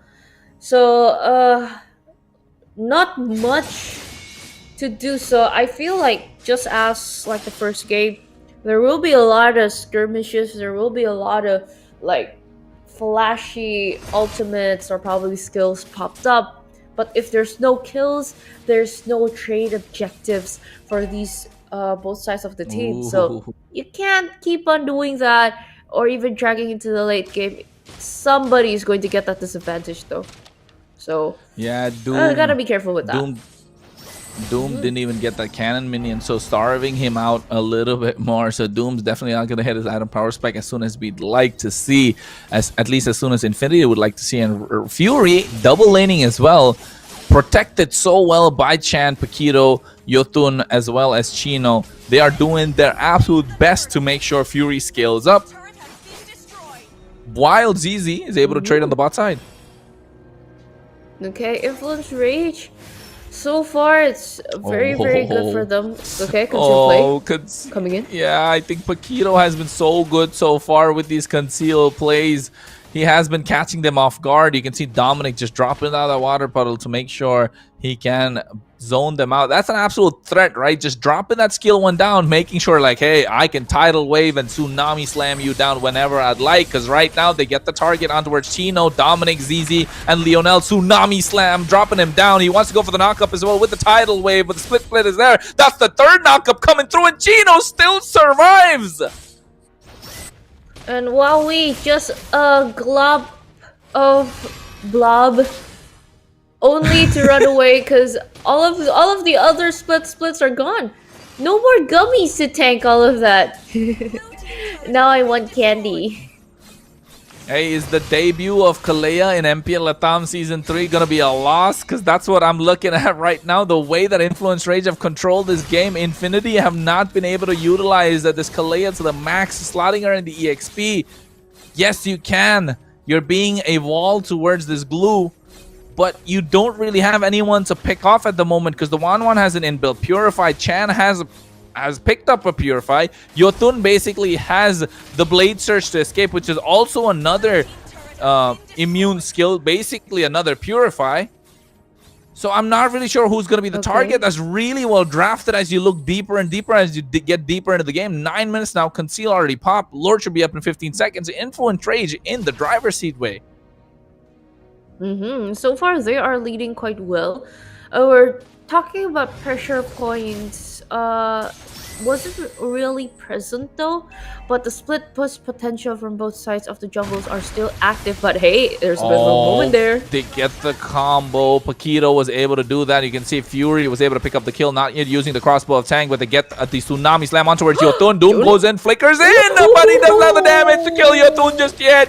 It was a chained away, but right now Chino wants to go in. Fury coming through, forces the flicker out from Dominic as well, and Doom, but they trade Chan in the mid lane. ZZ was able to pick up the kill, and right now Doom finally gets the item that he was looking for, finally gets the Blade of Despair, and now Infinity will definitely start to hurt. Feel the wrath of the Beatrix though. Slowly, Dominic is on half HP. Sure, you get that heal potential, opening up your puddle, but Fanboy is just looking for an opening now against Influence Rage. Yeah, the Lord being reset once again. The Lord being reset once again. They gotta dance, right? At the moment, they're looking to split the far side. That's where ZZ wants to go at least. But you can see 3 of them grouping up in the mid lane. Fury, Chino, as well as Chan. And now the wave pressure being there on the top side, Paquito has to answer, but he doesn't want to. He's the roamer. He should be looking to make the play. Conceal not going to be there just yet, but Doom doesn't have the flicker. ZZ not being seen on the map just yet. The go signal should be now for Influence Rage to take the Lord. Oh, Conceal coming through. Paquito gets on towards Doom as well. He gets taken down, and you can see they secured the Lord as well. Chino creating the space. He's going for the split. Paquito as well as Yotun with the help of Fury and Chan, and Chino zoning them out, was able to utilize when ZZ wasn't present, but he goes in for the sword on towards Yotun, doing so much damage. He's able to get out with the Blade Surge, trying to sustain as well, but the kill should come through, but the just not enough. The range wasn't present. Fury picks up the Malefic gun, and now definitely looking to start taking these turret structures. Good side push though by Team Infinity, but you're just only down for one lane up until the end. And with that passive of the Holy Shield down, should be a good sign though, but both eyes on the junglers are just like going in hefty. Oh no. Goodness. The damage from ZZ is absolutely insane, but the tsunami slam on towards Paquito catches him off guard. They lose 2 in the midst of this Lord push. Neutralize the threat completely. Infinity now trying to take control back slowly and surely, but look at ZZ's positioning. He's trying to pick someone off. Nobody spots him out just yet. And our peak current viewer record at 6K coming in that strong also. Wow! Almost surviving that hard. He used the IMU Tsunami Slam. We've seen it all We've seen it all with the Kalea. Chan actually tried to outplay that situation, but ZZ was just a little too quick enough to get out of there. So at the moment, really well played. And of course, you saw that, guys. We've hit our peak 6K concurrent viewers at the moment. Really well done for, of course, MPL LATAM Season 3. And that comes through with a lot of gifts and giveaways.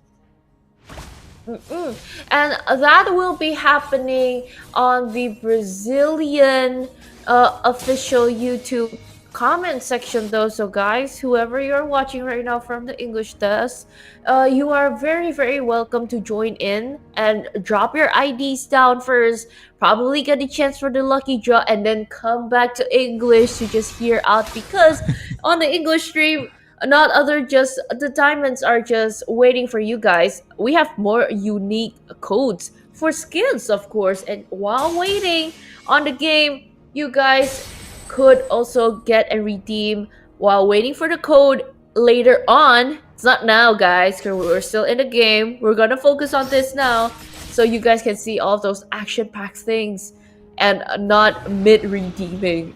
What happens if you mid-redeem and then there's a big moment? Would you watch it or would you redeem it? Not really sure. I'll probably try and redeem it, definitely. But at the moment, what they need to watch out for is that the Lord is up. Lionel has the range. They need someone to create the space, and you can see Chan using the IMU takes away the Tsunami Slam. No Purify on the other side, so definitely gonna be looking to single target out someone, and that someone's got to be Lionel, right? You can see Chan already going through. He gets stunned in with the Law and Order. It gets out as well. Right now, the Glorious Pathway is there. They're trying to sandwich them down. You can see the first one to fall is definitely Chan, with the damage coming out from Lionel. As mentioned, he's absolutely monstrous. He goes in for the tidal wave Tsunami Slam combo, and he gets Chino as well. Well done, Infinity. Dominic going for the play, making sure why Kalea is such a broken pick. You gotta respect Bandit, and now they get the Lord. 14 minutes, 45 seconds into the game, and now looking to take advantage the side of Infinity. Wow, it just comes in at the right moment in the midst of that team fight, since like everybody is all together there. Dominic is just like, I can pick somebody, I can just throw and slam somebody, and then turns out it was somebody important from Influence Rage. That kind of turns on that moment for Team Infinity. Okay, one frontliner down, nobody's there. No copies up too from Chance IMU. So Team Infinity, since you get the momentum and the pressure on the map right now, I think it's a very great time to just push in, because like, you know, on the top lane, you gotta go from that split, you gotta turn down that tier 2, and everybody will be busy on the mid lane. But on the bottom though, Lord is just marching in. Yeah, and I think there Dominic actually preemptively used the flicker with the tidal wave as well. I'm not really sure what he was thinking. Try to make an outplay, but right now no flicker going to be present to make a play. Nonetheless, Lionel going with the Bat's Impact. Bat's Feast made it out as well. The Lord is there, taking down. Oh my goodness! Wow. Bennett's Rage pop with that Bat's Impact, taking out Chino. And now he's not taking up the damage. It's definitely there. The chain coming through. Fury's there trying to kite out himself. Glorious Path going to slow them down. Coming in from both sides with the IMU as well from Chan. And right now you can see the damage is way too much from the side of Infinity. They get the inhibitor on the bot side. And now Fury, no space for him to. There's no space for him to unlock the crossbow of Tang. Paquito needs to do that. He goes in for the tidal wave once more. Dominic blading out the blade surge, and now with the mid lane trying to be exposed, he goes in with the chain, gets the two-man knock up ZZ, but he can see at the same time Glorious Pathway coming through from Fanboy, slowing them down. Bennett's Rage pop once more. 2 inhibitors taken out with a singular Lord push. Good pressure, and even 4 turrets down. That is a very good trade with 1 Lord from the hands of Team Infinity. Influence Rage, they were just finally given space right now to breathe out. And from all of those moments coming in, sure, Team Infinity, you kind of missed out on that tidal wave on the first moment there. But, oh, Influence Rage coming in with a concealed play. Turns out it was a beautifully swerve. Done. Beautifully done by Fanboy, right? Good, Glorious Pathway to slow them down. Nice concealed play as well. Both teams realizing they need to pick their moments. That was the moment for Influence Rage. Cancelled out definitely by the Glorious Pathway. The Lord going to be up in 15 seconds while Fury's on the top side of the wave and put some pressure on the map. Coming in strong, okay, from Influence Rage. I think if they want to win this fight, you gotta let Paquito shine. You gotta let Paquito find a great angle to just go in with that fist crack and fist break combo. But the question is, if you're just getting someone from the frontliner, it's kind of hard, because like Dominic can just come in at any moment. Yeah, you can see Paquito was able to make that play with the fist crack, fist break combo, but right now that was more than enough for Infinity to tank away. But you can see Bat's Feast coming out from Chan as well, but at the same time Fanboy making him low, but you can see the split is there and he gets taken down finally. But with that tidal wave and tsunami slam, they take down Chino once more. It is a 1-for-1 trade, but Fury still has the crossbow of Tank, but the rage present from Lionel means that he's not going to be able to do so. Paquito gets taken down by Bennett. And right now, Doom has the damage. Lionel has the damage. Dominic has the heal. They have no way to survive. Yotun trying to go in with the Blade Surge as well. Gets the kill on towards Dominic. And guess what? There is Unstoppable on the side of Doom. They also get the Lord. It's 18 minutes plus, marching down the mid lane. 3 down from the side of the Rage. Will they be able to defend? Wasn't a clutch gameplay, but Fury spotted out right now. Almost taken down by with the W and present there with the crossbow of Tang. With the immortality coming in right on time. It's just leaving these 3 people to defend on the side of Influence Rage. ZZ coming in hard from the top, but Lord, they have a bigger problem to clear out. But turns out, thank goodness, Paquito is just alive right on time. No, the Bennett's Rage is way too much. No crossbow of Tank right now. They take down ZZ, but the damage coming through from Lionel is way too much. Infinity take the base crystal, make it 1-1 in this best of 5.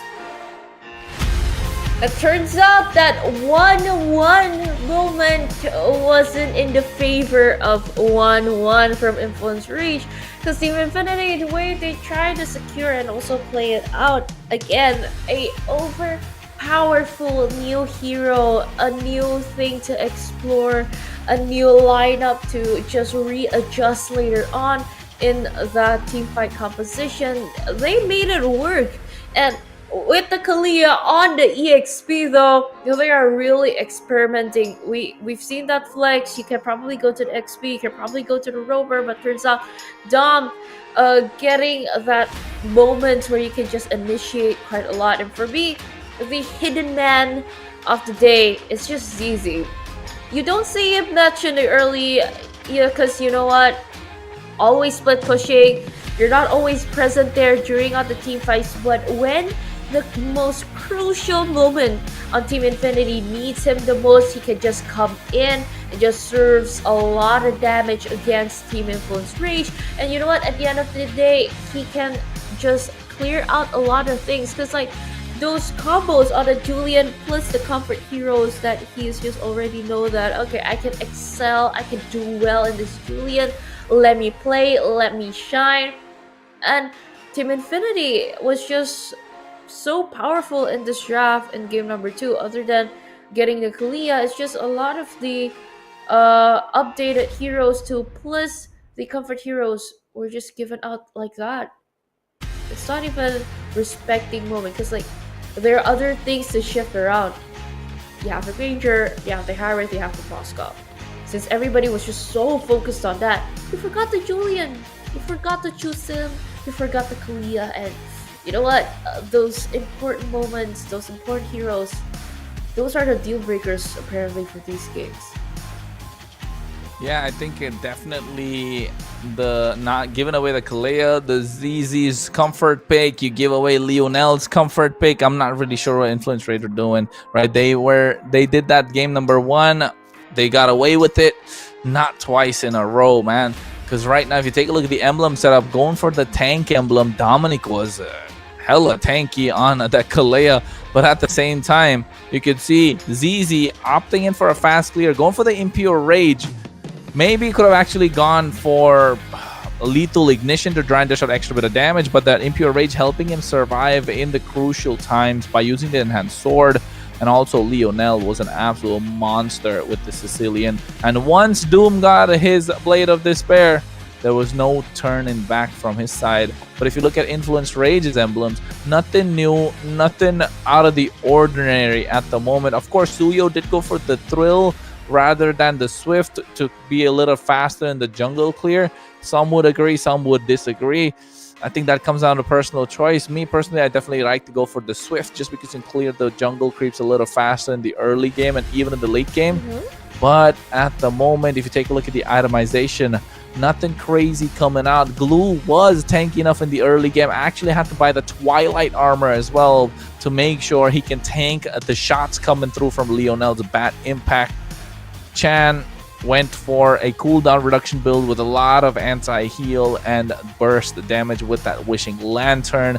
And of course, Fury not able to hit that item Power Spike. Went for the Trinity with that Malefic Gun. Some would agree, some would disagree. Maybe a Wind Talker instead kind of would have done the trick, but Trinity still works. People still debating about Wanwan's build. Nothing out of the ordinary there. There are 2 ways you can go. You can go crit, you can go attack speed. Right now with the Trinity, with that Sea Halberd Malefic Gun, definitely maxed out attack speed. Maybe needed another damage item, right, to try and be the difference maker. Yeah, because I think that last item is trying to respect to Doom, also building up to an immortality. Because, you know, on the one, sure, you have a built-in purifier, but you're not as sustaining as that if you're facing up a team that you can go guns blazing, like for example ZZ, Lionel, and also Doom's type of heroes.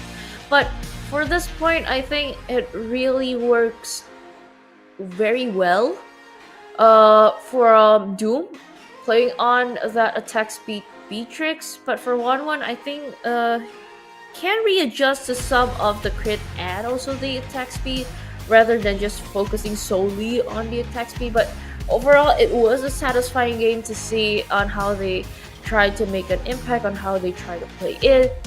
Less team fights though in this game, not as long and not as prolonged type of team fight situations like in the first game.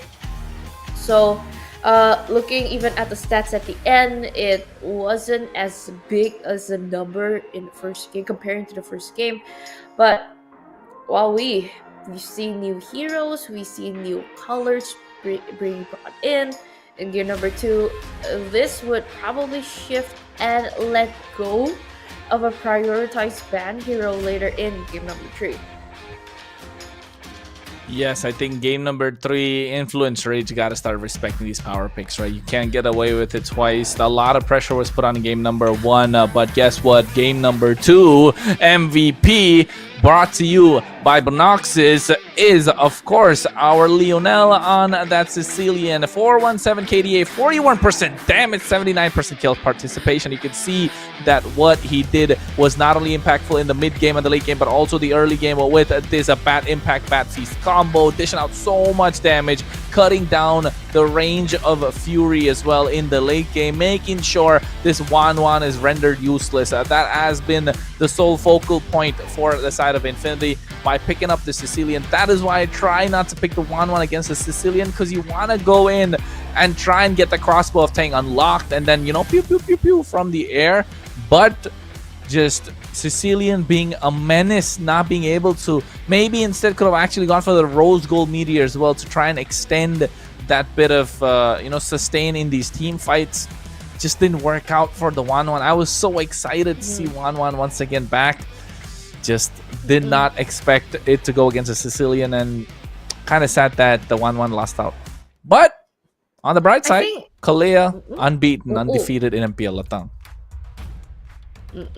For now, it's a 100% win rate. I think it would be a ban unless the sides switch out in game number 3. So probably they want to try to take that, but it can also be anticipated to just like close down, because you know what's not closed right now, Kronos? Is it the website from Bonoxis to make sure you recharge your diamonds?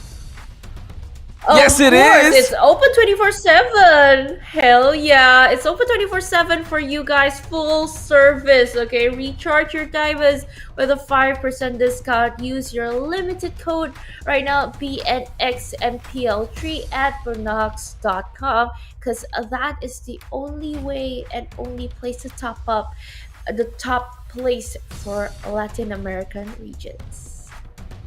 Yeah, and you know what? I was thinking about how lonely it must be for players to actually play a solo queue, try and take part in tournaments, not knowing how to do it. Because I remember when Gabriel was singing the song Lonely, right, the other day, he said he was so lonely. But you know what, folks? If you want to play tournaments, you want to host tournaments, you're not going to be lonely, because the only destination you got to go to is community gaming. It is, of course, the ultimate platform offering esports competitions, professional and automated payment solutions as well for communities. Host tournaments for all types of games, especially Mobile Legends Bang Bang. We provide all the tools, full support to organize your esports events, and we being community gaming, of course, whether you want to compete or host your own tournament, visit communitygaming.io right now. And of course, you get the skins, you get the skills.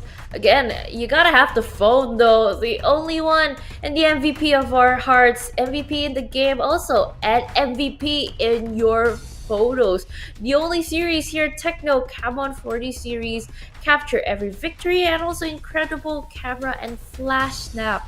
You know that feature where you can just suddenly go slow, you can suddenly capture a great moment from there, from even just as if like a professional highlight here. You gotta use Technocam on 40 series, because that's the only way to go.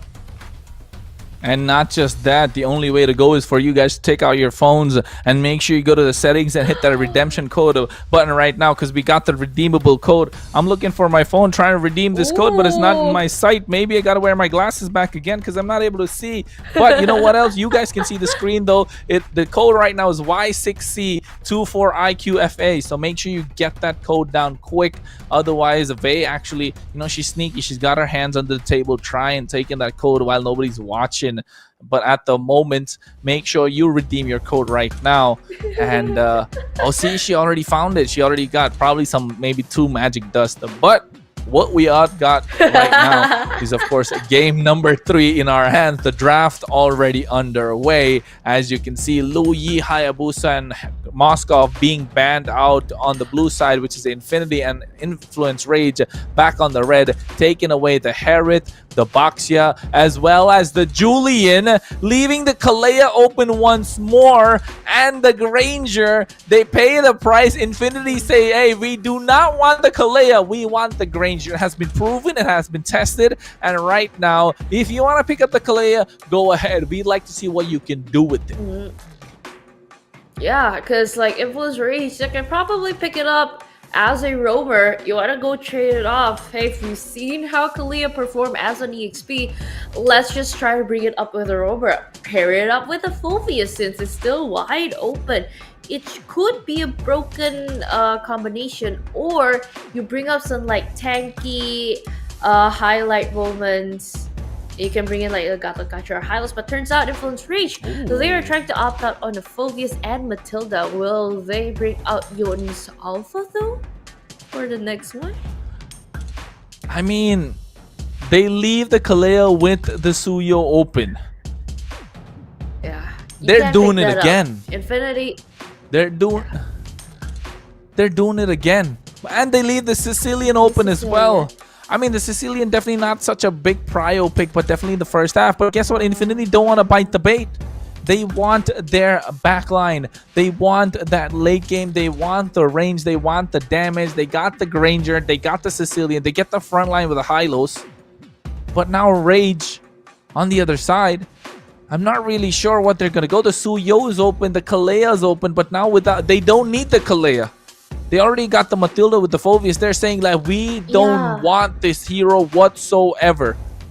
But don't forget, we saw Chan play the Matilda in the mid lane as well. Yeah. So I wanted to mention that.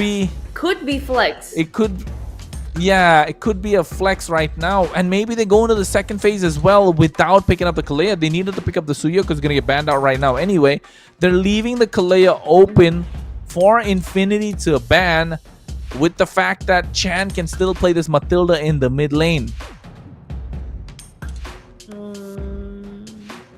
But they need magic damage in the gold lane though. Since we're talking about that potential, Chusin is still wide open. If ever they want to swerve that Matilda back to the roamer, Chan can pick up that Chusin. Laning wise, it should be okay against the Sicilian, but it's going to be a menace though, providing vision later on. But turns out it was them banning out the Alpha, because you know what, Team Infinity, you get like good heroes, you get damage dealers from Granger and Sicilian, and even they close out the Jawhead because you don't want that aggressive potential coming in from Rage. And even an Akai was just denied from Influence Rage. I like the Akai ban. I like the Akai ban. I like the Akai ban. Just because of the fact that you know that the front line is required for the side of Infinity. They have the back line secured already. The Cho being taken off the table just to prevent any sort of pickoffs. That means the Joy is going to be coming through from the side of Infinity as the jungler, because he wants to dive on towards the stationary mid lane that Chan might play, which is the Eve right now. Eve is available for grabs. Does well against the Sicilian. Kind of pokes him out. Definitely puts him into trouble when he's in the RWM. I'm not really sure what they're thinking on this angle, because Influence Rage have thrown us off so many times. The Kalea still left open. It's still a good pick. They go for the Irithel in the goal lane, a straight counter towards Doom's Granger. Okay. But Infinity need to find an answer too. I really thought that they would bring up that Fulvius Kalea combo though, because you know what, Matilda, you can just flex it out. At least there will be another like tanky boy. Oh yeah. Since you missed out on that one, you pick up the Kalea. Really, I really thought that Influence Rage can pick up the Kalea because there's no rush picking that Irithel. And it turns out they want to try and make the Fredrin work, but this time the Fredrin though, as a jungle? I was gonna say they want to play the front to back. Yeah, but this is just all heavy on Doom and Lionel on how they perform and how they try to chunk down those tanky boys from Influence Rage. But so far it's Phoveus and Matilda. It's still a semi Gatot if you need somebody more tanky too. But I think you know it's what? Pop the Matilda in the roam and put the just take the Matilda in the roam. Take a Nathan in the mid lane. Just bring it back. Oh, the high ground with the Xavier. Oh, Xavier is good. I like the Xavier, but Influence Rage draft is just a lot of win condition. They have the late game, they have the early game, the goal lane to kind of counter the Granger. A lot of mobility on the side of Irithel, which they're gonna have a hard time to catch. So definitely Irithel gonna be on the Purify for this one. So will the Xavier. Suyo is gonna have a good time in the jungle in the early game. Matilda has a lot of work put out, and the Phoveus. So definitely Chino and Paquito have a lot of work in their hands for the side of Influence Rage, but Infinity, Lionel, and Doom, like you mentioned, Bae. Again, like, okay, for me, Influence Rage, they really gotta fill out a lot more conditions if they want to win. But Infinity, you know what to do. You go in, you front, whatever happens, let the people needs to shine, they can shine. So let's see how it goes and how will it be secured coming in strong. Match number 1 of the day, game number 3, MPL LATAM. Infinity against Influence Rage. Let's see who can secure another point for their team. Hey, it is a best of 5, of course. This is only game number 3. Whoever gets this will get match point, because you can take a look at the emblem setup. Focusing mark coming in from Paquito, gonna be a big difference maker. While on the other side, they have a lot of Impure Rages and Concussive Blast to dish out more damage and try and sustain more and more in these team fights. Dominic poking out Chino so far. It's a nice to watch a different laning matchup, especially this Kalea. But at the moment, ZZ in the jungle needs a lot of leash coming through, and probably going to be a big difference maker in these team fights. He's going to be wanting to use the taunt to keep the rest of Influence Rage more and more in these team fights, while Doom and Lionel can dish out the damage. I mean, if ZZ on the Fredrin, there will be a shift on how they will try to play the far lane later on, because like you've seen him on the Assassin, he can just split push so freely, but right now Yotun, able to get out with that late surge, but the taunt was there on time, and guess what? Lionel picks up first blood with the Bat's impact, as ZZ was the one dishing out the taunt. That's what I spoke about just a bit earlier, right? He wants to use the taunt to keep them longer in the fight, paid dividends on towards Yotun. And even right now, Kalea, main target here for Dominic. A flicker poked up defensively, even chance for skill hit, but it didn't miss or even taken Dominic down yet. But because of that great zone, Hui-chan going up against Team Infinity, Influence Rage just pocketed that first turtle so cleanly and so fast. That's good for them. Yeah, I think really well played, of course, by Influence Rage.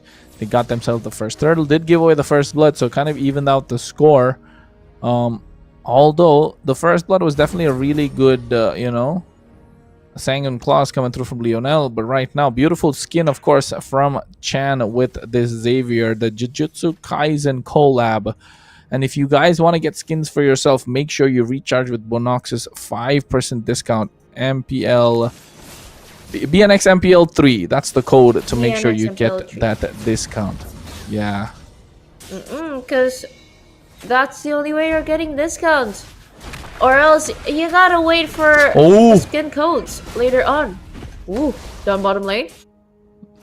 Yeah, the 1v1 doing really well. You can see right now Dawning Light coming through as well from Chan, immobilizing Lionel. So they have a high ground versus high ground, right? A lot of range on both sides. Fury, Purify, Chan with the Purify, Paquito with the Purify as well. So right now, ZZ with the taunt going in onto where Chan, who has to use the Purify to get out. But guess what? There is that big appraises Wrath, making sure to secure the kill, as Chan had to bite the dust there. But I think that the pace in this game, you gotta drag it out a little bit mid to late, at least that, because that's the condition only for Infinity. But Influence Rage, they gotta check out a lot of those boxes though if they want to shine later on in the game. So around the 6-minute mark, we should see more action though. But you know what? What's waiting? The turtle is up right now, and it's up for grabs, and totally, of course, presented by Bonox, coming in strong. Ooh. 8s going in. Circling Eagle. Paquito is there, gets the knock-up on towards Lionel. Glorious Path to cut them off as well. Chino going in with the influence. Oh my god, Infernal Pursuit, but Doom got the kill on towards Paquito. He caught me by surprise right there, but ZZ creating the zone against Chino, but Yotun was able to pick up the kill on towards Lionel. Now no backline present. You can see the taunt coming on towards Chino, but he wants to be in these team fights longer and longer with that Infernal Pursuit. And Yotun right now going, hammering away at the turtle. Chan just creating those mystic fields that are a problem right now for Infinity. And I mean, looking up the Xavier right now, it will be a bigger problem than the Sicilian, because like both, okay, sure, they have reach, but right now you can see Gojo just being a menace. If you guys follow with the anime, it's just him ringing in my head of like his hehehehe those back sounds coming in. But even with Influence Rage, they can actually rotate faster, because you know what, there's the Matilda. The in and out potential during team fights is there. This question is just how Infinity want to try and play along during those team fights, because like if you all in right now to Infinity to Influence Rage, it's kind of hard though, because most of the skills from the hero drafts of Team Infinity is just one combo go. It's not those things that you can just come in and out.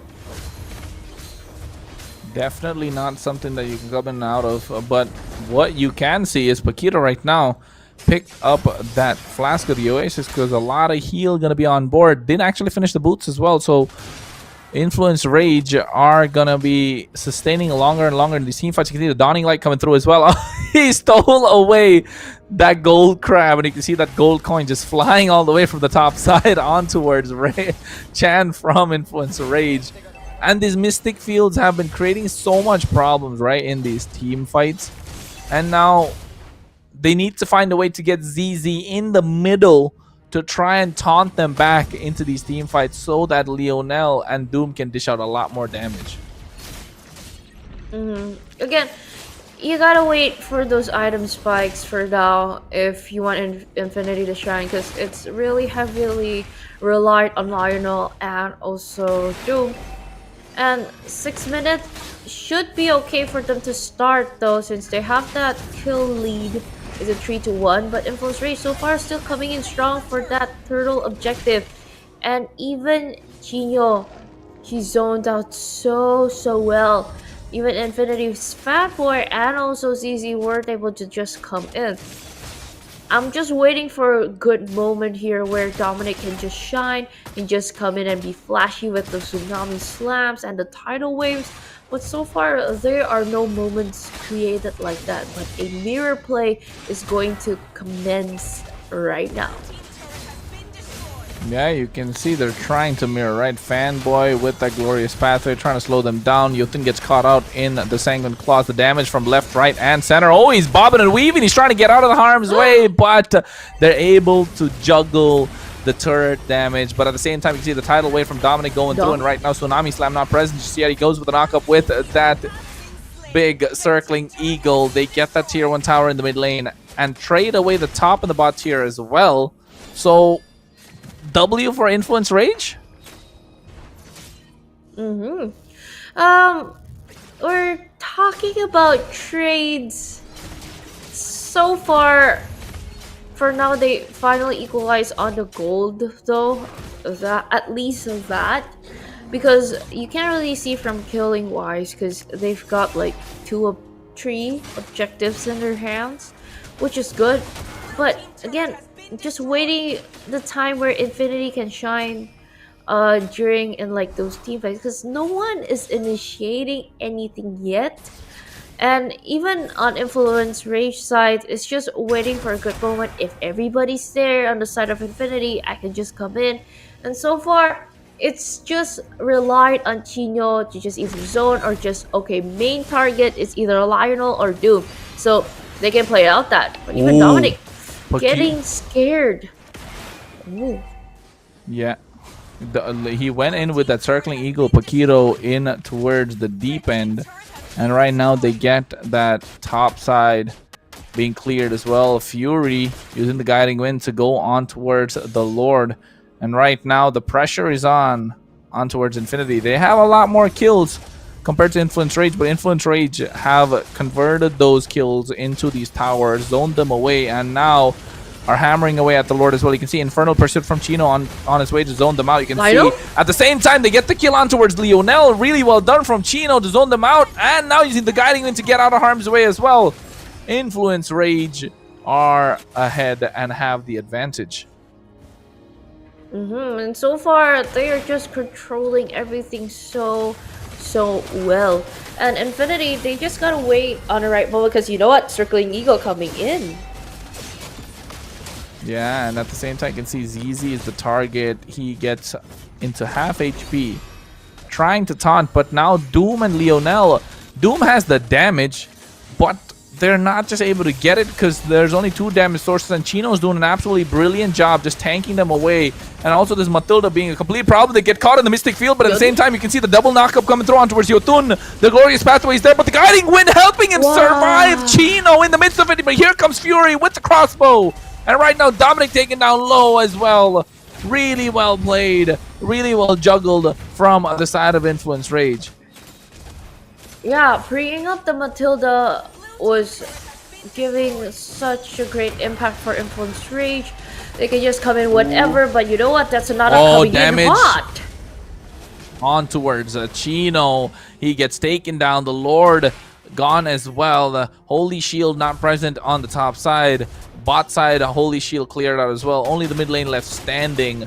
But at the same time, Doom's Rhapsody just does a lot of damage. Why? Because he has the Hunter Strike. He has, of course, that Sky Piercer, Malefic Roar, and now building on towards that Sea Halberd to try and prevent the extra bit of heal. Cut down the heal that's coming through from Paquito. And you know what, Influence Rage, since they kind of get this momentum in their pocket, and objective-wise, they still have more turrets. So Infinity, they gotta work a little bit harder. With that flicker out defensively by Dominic, it's kind of like a clear go where Influence Rage, if you just want to join in the team fight, let's just join in. Because, like, you know what, whatever happens, I do have the Guiding Wind to help me. I do have the Circling Eagle to initiate later on. And just mess around with Infinity's positioning. So would be a problem though if Influence Rage keep this up, because Infinity, they really need to come out a solution quite early. Oh yeah, you can see the taunt from ZZ making sure there's Tsunami Slam coming through from Dominic on towards Yotun. He gets caught out as well, and right now Paquito wanted to go in with the Circling Eagle, but will have to run away. Beautiful Glorious Pathway coming through from Fanboy as well. They found the opportunity. No Blade Surge present from Yotun. It means that it was clear time for Dominic with this Kalea to use that Tsunami Slam, knock him up, knock him down, and now have no retribution power over the Lord, the side of Influence Rage. Yeah. You gotta at least pick somebody off first, because I mean it's a good start for them, because Yodin just going to rise up from the dead for 4 more seconds right now, just as a good zone and a chunking meltdown on the side of Paquito. So 1 frontliner down, it's a clear go for Team Infinity to get this objective and secured it. Yeah, they got the Lord, of course, that neutral objective, which will help them push these towers, because the map is looking a lot less blue than they would like. The target definitely going to be all the tier 2s on the top side of the bot side, maybe even the tier 2 in the mid lane as well if they are successful. But they definitely need Lionel and Doom well protected, and that's why you can see Dominic and Fanboy along with ZZ doing a great job trying to scout out these bushes to make sure that they are safe. And the way they're moving is just on the 3-2 unit. You're not alone. You can just come in and out because you know what? You know, Influence Rage, they can come in and strong. Yeah, they actually did clear out the way at the Lord as well, but at the same time, you see Glorious Pathways there. Oh, good guiding win from Paquito to make sure they run away. The Lord already really low, but the longer the Lord takes to get cleared out, the longer it is that the super minion waves will keep spawning. And right now, the mid lane is the target. Mystic Field is there. They get the Sanguine Claws onto Archino as well, taking out super low, but at the same time, they cleared the wave. Mid lane tier 1 tower, absolutely less damage done. Really good defense coming out from Influence Rage. They don't lose a single tower from that push. And even though Infinity got the Lord, I don't think that it is a good trade-off because you didn't get any turrets down. On paper, of course, with that trade, wasn't as good. And for me, you just gotta have a good comment on Jotun coming in, not aiming at anyone, not aiming at Lionel at that time. He was just aiming at the minions. So, like, no one can push in, no one can try to fight it out. At least that's down. My job is done. Because, like, since you're on the Fredrin, you don't have that split push potential. And even on Influence Rage side, Jotun is just doing his best on try to enable a split push moment. But Team Infinity, they just move as a unit, up top, down bottom, here and there, here and there. So it's just so well protected, even though it's not the jungler's job right now. But hey, coming in strong. Paquito, very aggressive with that circling eagle, right? Super strong going through. And Doom definitely got caught off guard. He was trying to bait out a flicker just before the Lord. Really calm coming in from Doom and Lionel, both making sure not to bait out any of these spells as they're going to be absolutely crucial before the Lord take.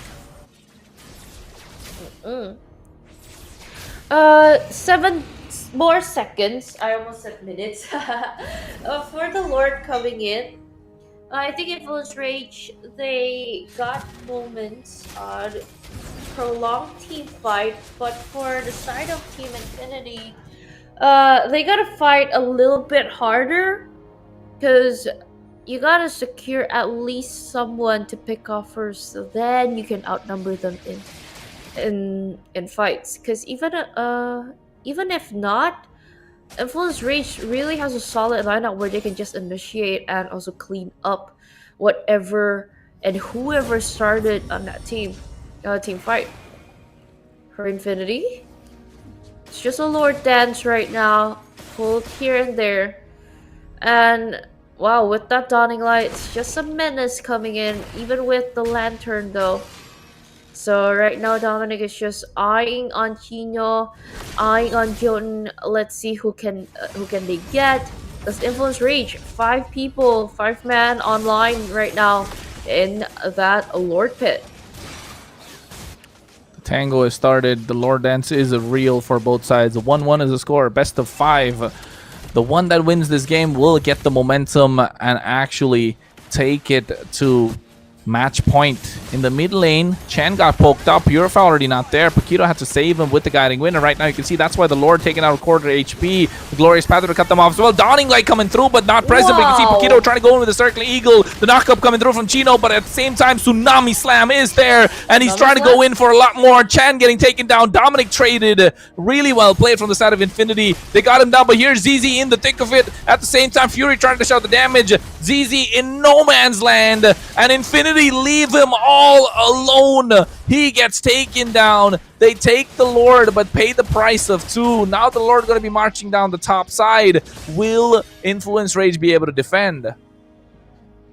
I think for this one, they can still sustain. They can still defend this.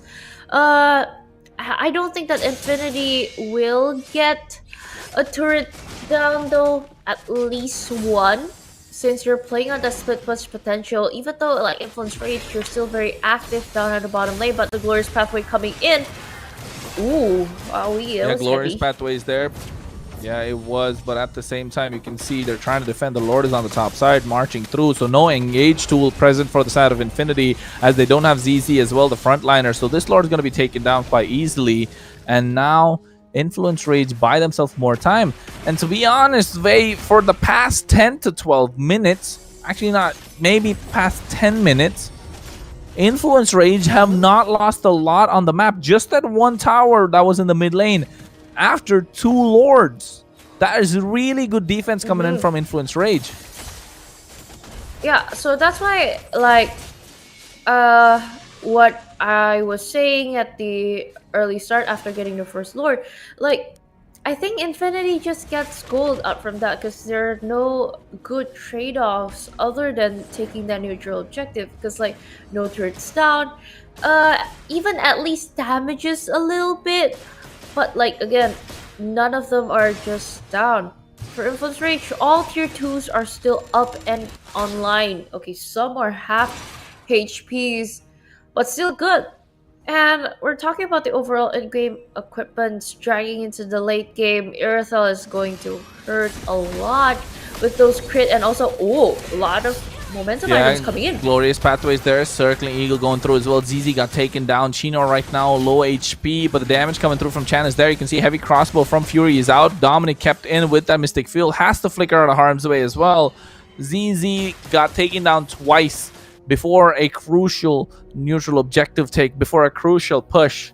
So now again, not going to be present for the Lord unless Influence Rage will be delaying this Lord take. They're trying to pressure the waves from all sides. 15 seconds till the Lord spawns up.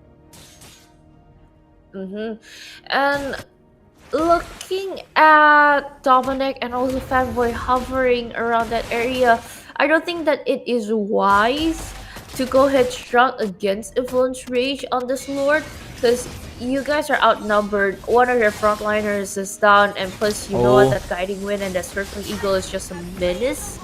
So Influence Rage, it's all theirs to take. Right now, Infinity, you get good high ground defense too. You have Lionel on the Sicilian. You have those sustaining heroes like ZZ and also Fanboy. Dominic can help out. At least you can try to defend this Lord, because for me, I don't think that this will be the last push for Influence Rage, but at least they can get 2 tier 3 turrets down. Yeah, definitely looking. I think Influence Rage are trying to end the game right now. Definitely, they have the 18 plus minute Lord. It's a strong Lord.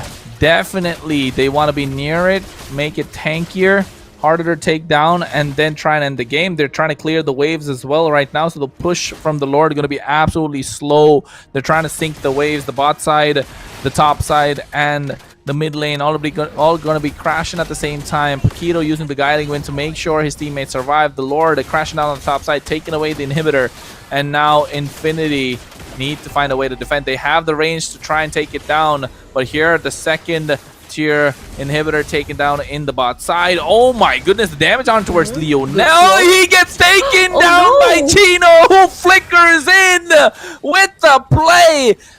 And they get their target, and now the mid lane is the one that's open. And ZZ gets caught in the Mystic Field. Paquito making sure he's going aggressive with a double knockup. Winter Crown being baited out from Dominic as well. There's no possible way for them to engage. He has a Tsunami Slam, but it's only a single target. ZZ goes in, trying to taunt them out, but Chino is just way too much for them to deal with. At the same time, Dominic gets a Tsunami Slam on towards Jotun, but he is not the target. The target, Chan, being left wide open along with Fury. The base crystal left exposed, and right now they can try and go through. Doom is trying to clear the wave, but Influence Rage take the base crystal after a double kill off the back of Chino. 2-1.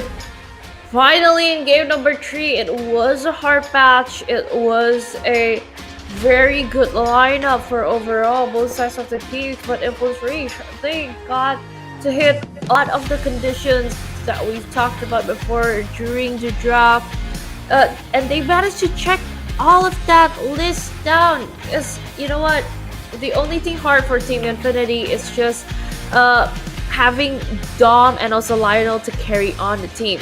Because other than that, you just gotta front it, you just gotta go head to head with it. But plus Influence Rage, they just answered that Fredrin pick so well, even though it was picked at the last. But Paquito on that Matilda, it's just so overpowering because like you don't know when to enter. When you enter, you can just go out. It was just so easily to do so. And even at the end, Dom and Lionel, like they weren't give like a lot of kills or even a lot of stacks to rack up. Here's the thing about Sicilian and also the Granger composition. Either one can rise up, but you gotta let one rise up first. You can't go and also funnel both people at the same time. Either you get stacks or you get kills from the Sky Piercer. And so far, since there aren't any like initiations at the early game that can lead Doom invest on those stacks, on the Sky Piercer stacks. So I don't think that it is in favor of Team Infinity's draft for now. But overall, wow, Influence Rage. They are really in rage for the third game. Match point. That's all I can say. Match point on their side. I think even in this game, they gave away power picks towards the other side, right? And that they're okay with that. They've dealt with it before. I'm not really sure how they do it, but Influence Rage somehow, some way have their own pace, take their game at their own style, and Infinity were not able to respond because if you take a look at the emblems, nothing crazy. Once again, 3 Concussive Blast and 2 Impure Rage coming out. The Concussive Blast to create the wave and also dish out some damage from their side, but for Influence Rage, a mixed bag of things. Once again, going with the thrill on the Suyo, working out, but you can see that Chan had that mastery to get that cooldown reduction in the Mage emblem. But this time, again, Paquito rocking that focusing mark, making sure when he targets down one singular hero, they're gonna have a problem. A lot more damage being dealt from afar. Fury with the 405 KDA, nothing crazy when you take a look at the items. This Twilight armor definitely put in a lot of work from Chino, which he didn't have previous game because he went with the glue. But right now with this Phoveus, definitely able to make the difference. And we're talking about the overall things. Again, it was sad to see that the Granger and also the Sicilian lineup from Team Infinity wasn't able to shine as brightly as we thought it would. But again, Influence Rage, you're just coming in strong.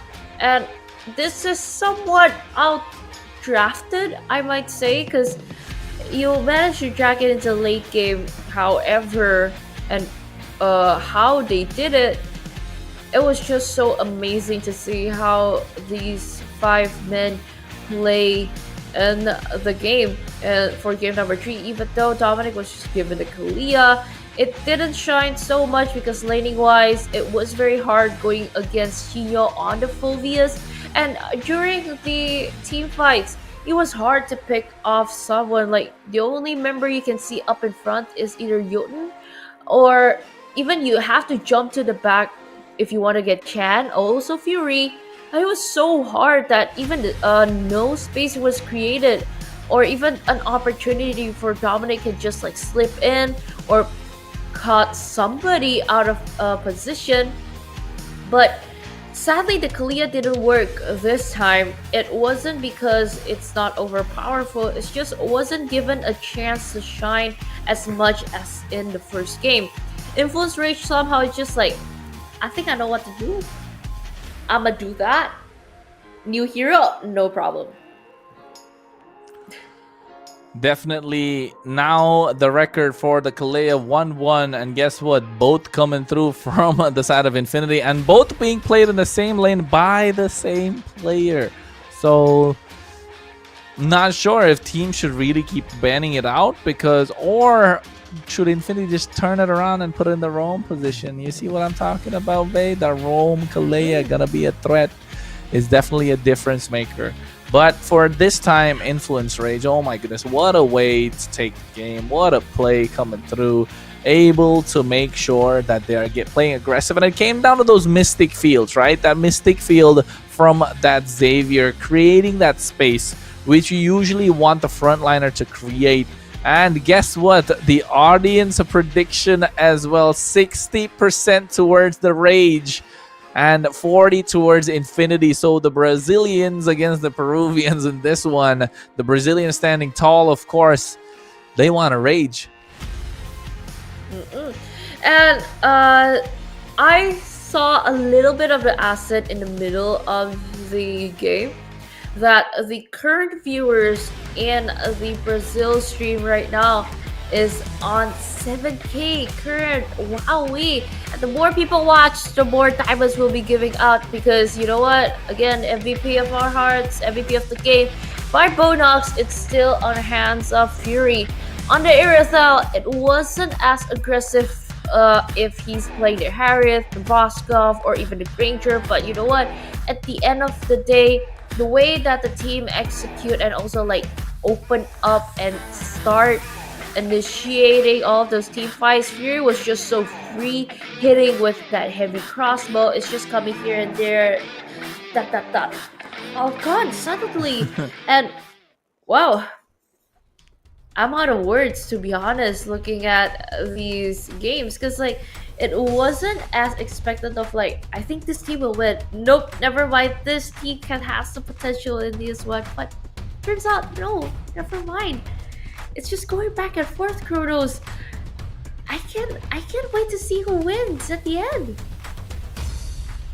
It has been back and forth, right? Completely the entire time. And I think this time, maybe give the benefit of the doubt to the predictions I made and let Influence Rage take it 3-1.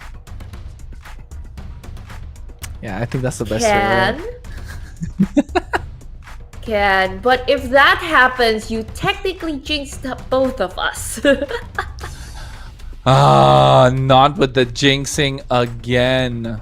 But to be fair, the only thing that we've been jinxing are our results. But what we've not been jinxing is, of course, a chance for everyone to win something. And how do you win something? Through the skin code right below. You can see that redeem it. You got to be faster than Vey this time. Usually I'm the one taking it away, and Vey actually opened up her phone to try and see it. If you are watching it, ladies and gentlemen, make sure you redeem the code. I'll tell you the code right now before Wei gets her hands on it. You gotta be faster. It is 90MFU5QFD. So let's see if she'll actually be able to win something. What did you get, Vey? No. My phone is on work mode, so I can't access my game for now. I've set it to work mode, so okay, professional style first. You know what? You guys should be the lucky winners, of course, getting in that skin. I kind of want to see what skin you guys get, because like, you know, you see there's a Benedetta, there's a 1-1 there, there's a Franco there, and so far Kronos is MPL just skins. got some magic dust. Yeah, those are good MPL skins. You probably can get that. Yeah, Kronos just rolling his eyes like, I want that skin, but I got magic dust. Fine. Yeah, she said, yeah, Kronos just fine. You just got some magic dust. Like, why would I want that magic dust? But I already have all of the emblems unlocked and stuff. That magic does not gonna do anything. Just dust, I gotta sweep. But guess what? The sweep was not happening in this series. It was a best of 5. The people were expecting a sweep, but it's now down to a 2-1. Match point in the hands of Influence Rage. Of course, 2-1 is the score. And the bans have to be crucial. Once again, Influence Rage on the red side. Louis, Granger, respected. Harriet, another respect ban. The Baxia being taken off, knowing what it can bring through. The Moskov once again coming in from Infinity. What will the Rage answer with? Ooh, again? But still respecting Deja vu. Moskov and Julian. Kalia? If they still want to try on that, because it's still wide open, or prioritize on the Suyo, or even the Matilda, though. Kusin is still quite open, but turns out Suyo is a way to go for Team Infinity. Suyo is the priority pick, so you want to pick it up as soon as possible. And right now, what is left on the other side, right? You can go for a Zushin, you can go for the Kalea. I think those will be a really nice, unless, you know what? I think Influence Rage, we're just trying to bait Infinity to think they cannot play the Kalea, and now might pick it up, for all you know, in the roam position, with maybe that Zushin being left open as well, paired up with a Beatrix or maybe even a carry. You have yourself an unstoppable combo. Try and get another knock-up character with them. And I'm just creating scenarios in my head, but only Coach Blackjacks will know what they got. Signature hero out on the Arlet? He was playing the Fulvius so well. Unique though. Yeah. And Fulvius is just wide open though. We haven't seen Arlet in some time though. During the shift of the meta. For right now, Arlet tank? Arlet semi-tank? But at least somebody's bringing the broom in this game this time, sweeping something. No, I think it definitely is gonna be a bit. It's a bit difficult, right? With the R-Lot especially. I think he was definitely playing much better on the Fulvius the entire time. He did well on the glue as well. Game number 1, they got the Fulvius, they got the victory. They got the glue, didn't really work out, although it did a lot of work. And then game number 3, go for the Fulvius again, gets you the victory. The Fulvius being left open again in game number 4. So why wouldn't you pick it up? Because the Fulvius definitely was a great pick on their side. But since the draft is gone from our screen, Vey, do you know what happened? I think it kind of popped up as before, so that's why we're just waiting for those amazing heroes. Will come back later on. Of course, in this draft, I feel like it's kind of magic. Because magic. Other than it disappeared and it will reappear again. For me, these two teams, they're just testing each other out. So it's not solely just about the meta prio picks and bans, but it's just more to like, okay, I'm gonna respect this and that. And they just kind of want to create around that. They are not afraid of those meta heroes that we think are going to be menaces. They are going to be disruptors, but turns out it's them trying to be and putting on that role, so they can actually just either counter it, or they're just going to face out or actually try to be on top. Because like both of those playing styles, they kind of try to rack it up from the early, dragging it to the late. It was so cautious though. It was immense and cautious. If we want to like conclude all of those 3 games that we've seen before, it wasn't those typical I see you, I fight, I see you, I fight, I see an opening, I fight. It's not those type of like gameplays brought up by these two teams. Fair point. Like, it's about how they want to pick the team fights as well. But with the Matilda being left open once again, as you can see, ladies and gentlemen, the draft has been reset. Of course, for good measure. But I feel like the bans are definitely going to be the same. Just that pick. I think that Arlot was probably not what they've intended to pick, right? And could have been sort of like could have been some sort of a bug situation. But right now, the first pick definitely got to be that Suyo once again. That Suyo was a strong pick to start and begin with as a first pick. It's got to be that Fulvius on the other side. You cannot convince me otherwise. It's a Matilda though, turns out. Still a good pick. a Mathilda Phoveus combo worked very well, but there might be a chance that Team Infinity you can take that back. Again, if you want to put the Kalia on the roamer, I agree with that. You can try that out. But for the EXP, you gotta make it those flashy plays. You either build in like a tanky boy like a Lucas. At least there's an initiation for like both playing styles of our EXP heroes from Team Infinity and Team Rage. Or you bring up that Phoveus though. It can work well, but turns out Fatboy bringing out the big guns with the Florian and also the Irithal locked in early for Doom because you don't want to give that away. Global presence will be the hindrance of Influence Rage right now. I was just thinking about Florin with the big guns when you said big guns, you know, just like Florin's got the guns going. No, Florin just bringing a lot of flowers coming in. No, but on getting back onto the point though, the big guns meaning that, ladies and gentlemen, Fanboy has been playing Florin as a comfort pick. It's a favorite pick as well. It's a pick that we needed to watch out for. That's why Vay said big guns, not because of the flowers, not because of the muscle, but Florin definitely a strong pick over here. And as you mentioned, they want the Lucas for themselves. Influence Rage, pick it up. This time leaving the Phoveus open. So Uranus being banned out on their side. Definitely Infinity need to ban out the Phoveus right now. Because if you're not banning out the Phoveus, you're looking for trouble. Because Chino was an absolute monster. He went in with the flicker on a Phoveus to create a play with a 3-man knockup. And then taking down Lionel while in their base crystal. You gotta respect that. Yeah, it's to him it's calculated. To us, it's like, wait, oh, okay, nice. It worked out. Calculated. So there's a bit of a shock first, then you said it's calculated.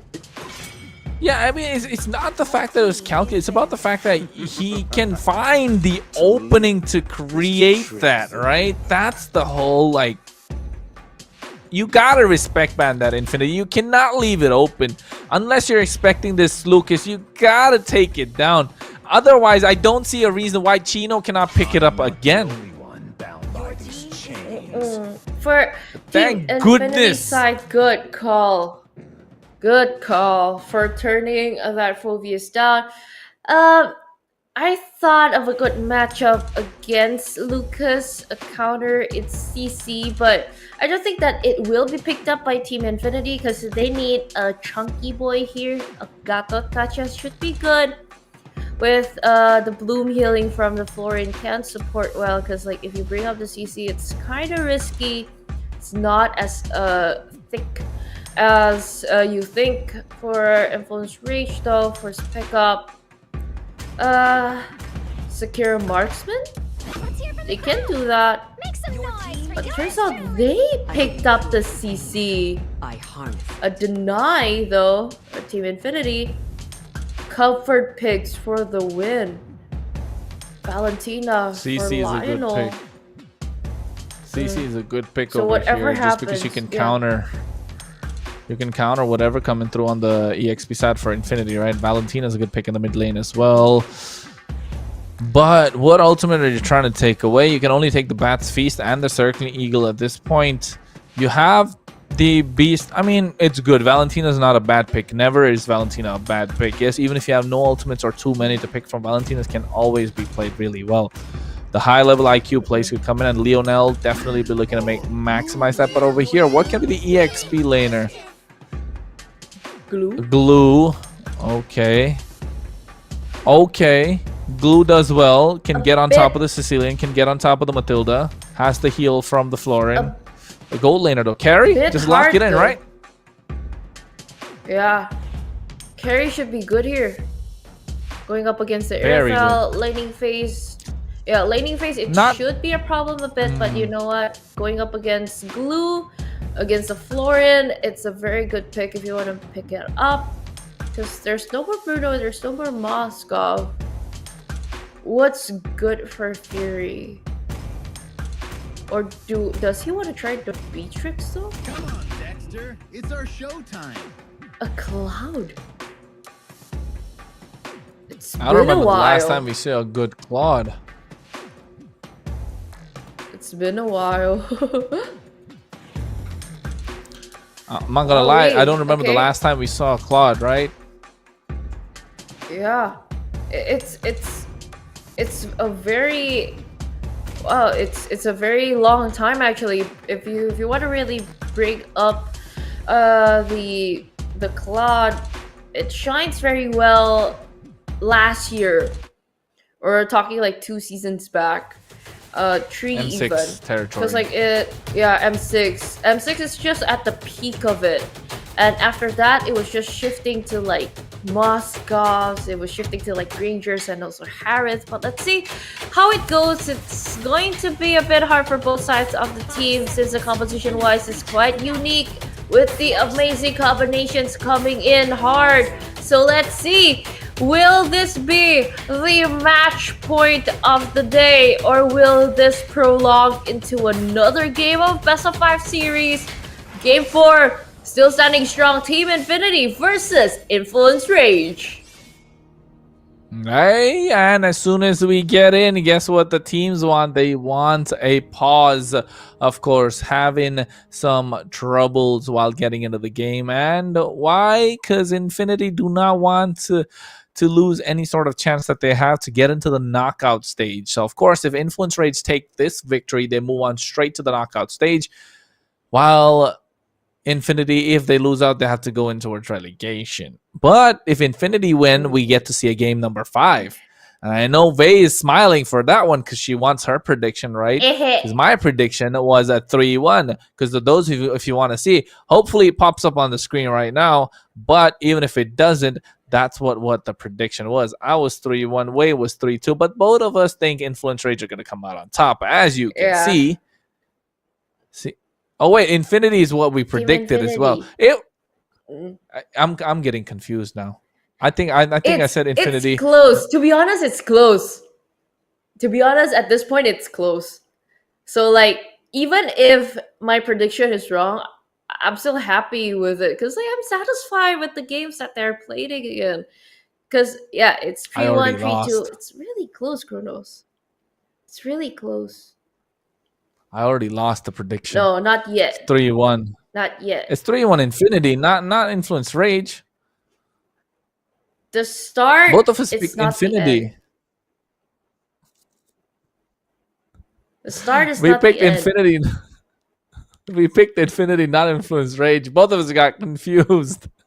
And now I'm going to be crying in a corner because I got this prediction wrong again.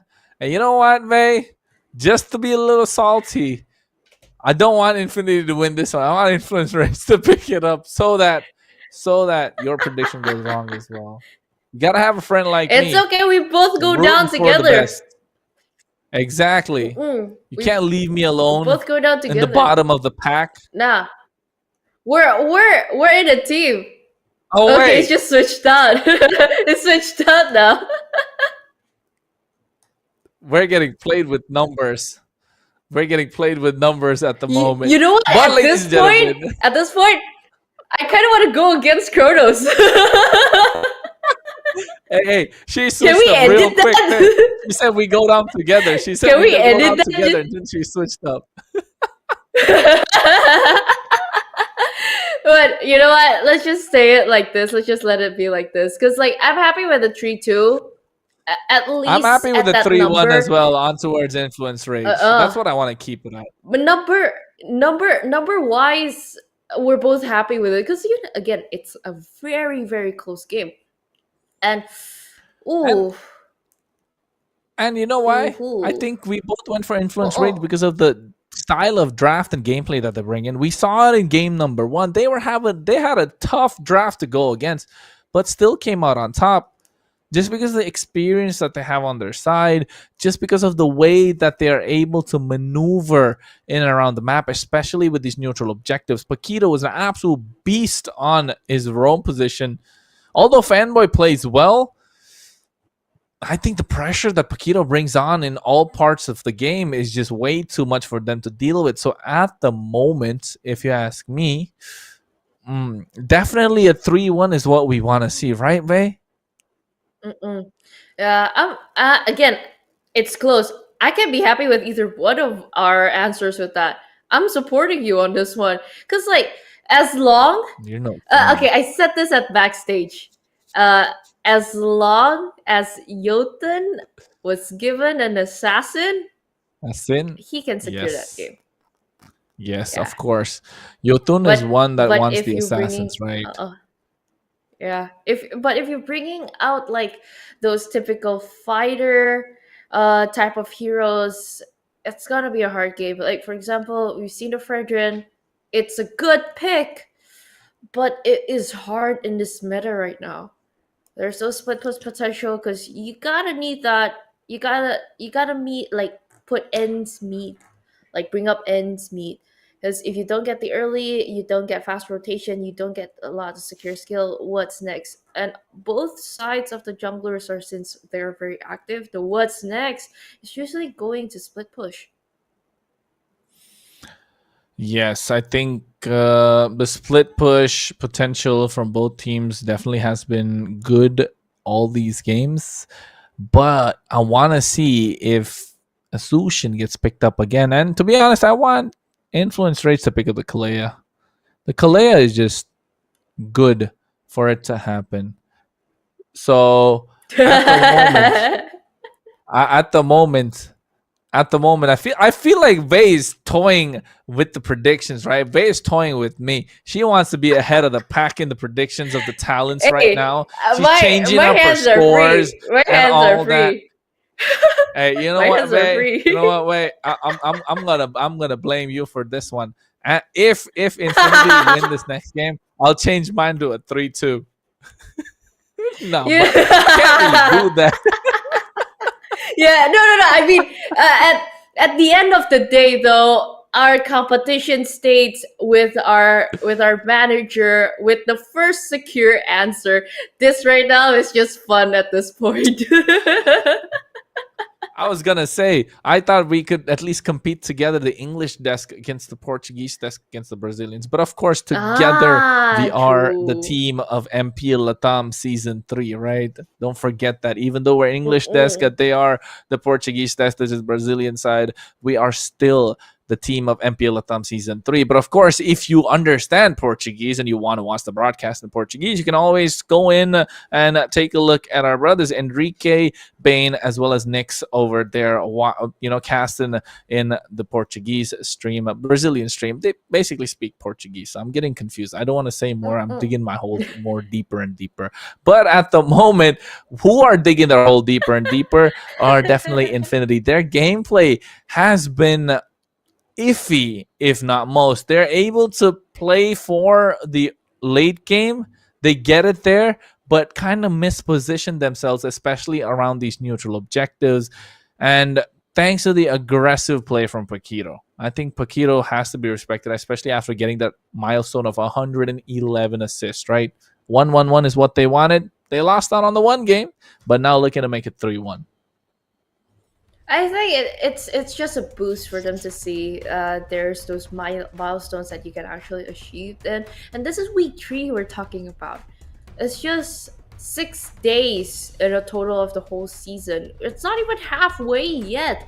And they've reached those milestones as same as our viewers. They've reached their milestones too on the Brazilian stream. Around peak our viewers 7,000 people are currently watching, and the more people who will be watching there, and don't forget to drop your IDs down, there will be a raffle for those diamonds you can get. Oh my goodness, I'm working right now, but I'm excited for them to see how many diamonds that they can get, because like 18,000 in total, that's a lot. What can you buy with 18,000 diamonds? Hey, you know what you can buy? You can buy a lot of, a lot of skins. A lot of skins. A lot of skins. Whoa. I want an Alpha Legend skin. I want that, not just the Alpha Legend skin. I want to have that Neo Beast skins that are going to be coming up. I want to take that new Benedetta skin that's already there. The promo and Diamond event is going on, of course. So I want that as well. Golden Diamond. But yeah, but you know, apart from that, I just wanted to say that if you want some of those diamonds as well, you know, if you want some of those diamonds as well, you can get yourself some of those diamonds. How do you get those diamonds? You gotta go to bonoxes.com because they got a 5% discount to give away as well, which comes through if you type the code BNXMPL3 on bonoxes.com. The purchase is fast, it's secure, it's super easy. A lot of players trust bonoxes.com to make their recharges for their diamonds. So go ahead and take advantage of this discount right now. How does this happen? If you live in Latin America, make sure you use that code and make sure you go to their website for that discount. It is only for a limited period. Don't forget that. And since it is a limited period, you know what's not limited? Of course, our open and ultimate platform offering esports competition, community gaming. You can even play and host your own tournaments with all types of games coming in, especially Mobile Legends. So everyone who are just waiting and itching on playing with your friends, or trying to make new friends, or even trying to make a tournament, you guys can go visit the website at communitygaming.io right now. And the path of the community gaming is just so big. A path of becoming a professional gamer.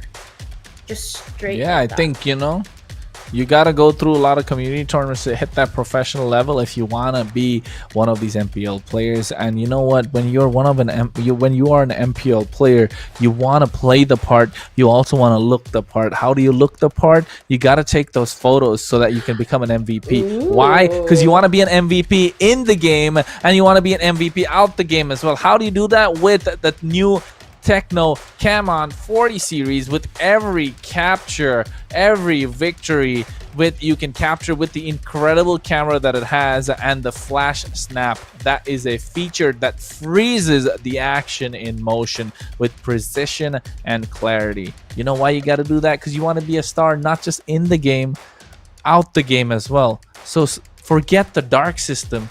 You want to have Techno on your side to be the MVP in the game and in your photos.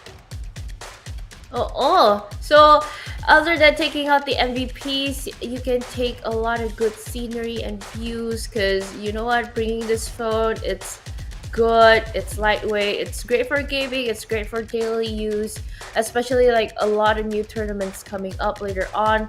And you know what, other than tournaments, I see a code coming on.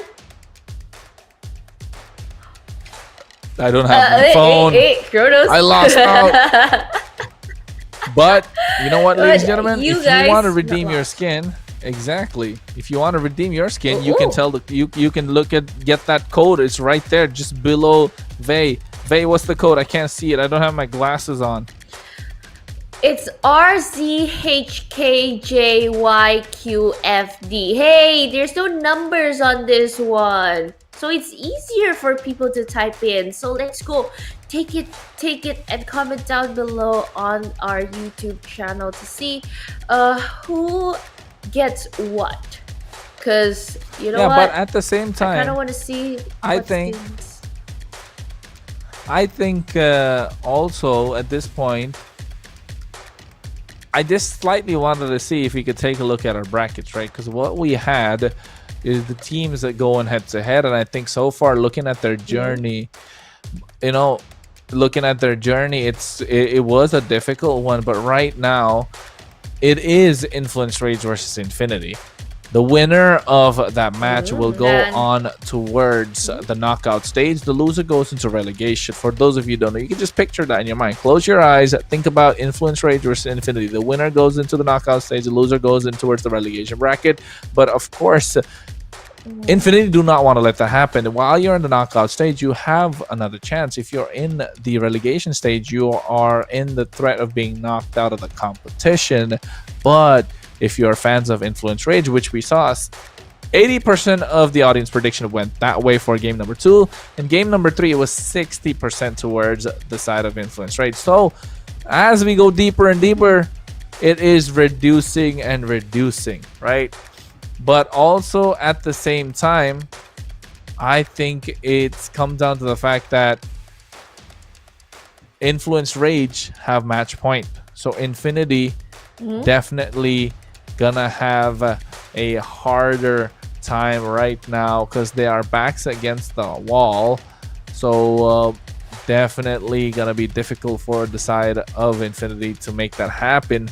And also Influence Rage, with the draft that they've been playing with, going a little left field, I would say. It should be good, but it's just Coach Blackjack's doing his thing. It's just really pure imagination. I mean, like, you gotta go with that creative place. You gotta go in with those drafts because, hey, those little things sometimes kind of comes into your mind, sometimes comes in from your dreams. And if you can get creative with it, and plus you have your team to discuss with it, and like we've talked about like how Gabriel said, like even some coaches, they prioritize on what the player's comfort is. But you know what's comfortable and what they need to juke it out, because right now, finally coming in to game number 4, MPL LATAM Season 3, still going on strong, week 3, day 2.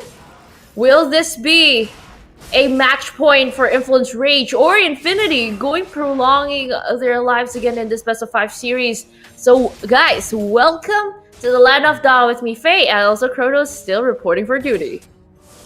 Hey, here we are. It is a match number 4, of course. Match number 1, game number 4. I always get confused between the two, but you know why I'm confused? Because this character, this Claude with Dexter in the game looking to steal away the base crystal. That's what one of his dialogues is. Hey, can we go and steal away the base? But I feel like this Claude is not really what we used to see being picked up. It's a good pick here because you get to dive straight on towards Fanboy, who is playing this floor and get that big blazing duet off. And you know what? Since it's kind of unique to see the Claude again in this meta. It's not rare. It's there, but in some scenarios, it can make it or break it, because you're going up against the Irithel. You gotta deal and dish out a lot of damage at this point. Since you're up against the Florin and also the Glue, it would be hard if you're just coming with the Blazing Duet in the midst of everything, because you also need someone to help like burst out. Sure, Chan is on the Sicilian. He can help, but if it's not Jotun's Unleash the Beast, it's going to be hard for Influence Rage to actually win in a lot of team fights, even though they have Paquito on that Matilda. Definitely gonna be difficult, right? But you can see Jotun already getting ahead of the 8-ball, has that level 5 to try and secure the turtle as fast as possible. And right now they might want to go on towards Dominic, slowing him down. You can see the split coming through already, forcing it out as Jotun did secure the turtle. A really fast clear coming in from this Luke is not something you usually see. And credit to the entire team of Influence Rage to make it happen. And I mean, in this time, in this crucial moment, Team Infinity, even though you want to go aggressive, you still gotta be cautious about it. But don't be too cautious till you don't get any of those early objectives that you want to go in. Because at the end of the day, you want to see what early trade-off that you can do. Because you know what? ZZ is on the Suyo. Oh! What a point blank flicker with the circling eagle! And they get the first blood. Really well positioned from Chino, and what a fast call coming through as well. Instantly flickered in. Paquito did not waste a moment to make that happen. Lionel was a little out of position, not even by a lot, just a bit. And they punished. I mean, look at it at the bright side. You see an opening, you fight. You see a moment, you create. Because that's the way to go. That's like one of the champions' way to go. Like, it's actually one of their quotes there back in M6. The way they try to pick up those fights, it isn't just about like how you initiate, but it's more to how many moments that you can create so your initiations can be good and can be brought up quite well. Because finally, if you keep on fighting, there will be a chance that you actually come on top. So those initiations can finally pay off, just like right now. Oh my god, Paquito is absolutely beautiful with this Matilda, right? Went in with the circling eagle on towards Fanboy, forced out the flicker, then the second part right on towards Dominic, and now Dominic between rock and a hard place, but Yotun absolutely taken so low thanks to the help of Lionel. Gets taken down, traded for him as well. The turtle is up now. ZZ is getting that for himself, and Doom zoning out Paquito. So really well played this time from Infinity. They're trading left, right, and center. Influence Rage just made a slight bit of mistake and give away the turtle as well towards Infinity. And again, good early from the start. Even Fury gets to almost clear out the whole gold lead. Okay, he cleared out the whole thing apparently. And with the Blazing Duet, sure, it doesn't hurt as much yet. But see this cloud shine, it would be a problem if there is no heavy crossbow coming in just right now in the middle. Oh, wowee! Oh, wow. They go on towards Lionel, and is he unleashing the beast? They take him down. Double kill in his hands as well. Fanboy and Lionel pay the price, and right now Chan traded as well. ZZ picking up that kill. Really well played, but every single time Infinity take one kill, they pay the price of two. So that's why you can see Influence Raid ahead of the 8-ball. And since they are ahead of the 8-ball, as you said right now, why 8? Can we make it 9? Okay, I'm sorry, it's a pool joke because like I thought about other numbers in that area. Anywho, Influence Rage, very, very good start, very, very good early. And you kind of see how Paquito utilizes Matilda so well. So even now banning out other heroes, I feel that this Matilda, even without the alpha, shines very well. Nice bloom coming through from Fanboy, but it is only delaying the inevitable. Really well played from Paquito once again, going with that circling eagle. He has been absolutely monstrous on this Matilda back-to-back games, buying enough time, not using the part 2, the skill, to make sure to bait out whatever skills that would create a problem for them. And now you can see why this Matilda was always banned out against Influence Rage. The respect not put in by Infinity, and they're paying the price. But so far, it isn't as a hefty price yet in the early game. But Influence Rage are slowly marching up, giving that bigger margin and giving up a greater gap because Dominic is caught in midst of everything. Yeah, you can see right now split coming through as well. They get the turtle in the hands of Yotun. He goes in. Oh, the beast blast coming through somehow, some way. Influence Rage moving together like a unit. This is an Ube composition, ladies and gentlemen. Influence Rage are moving as a unit after neutral objectives, splitting the map apart and making sure ZZ does not have a good time.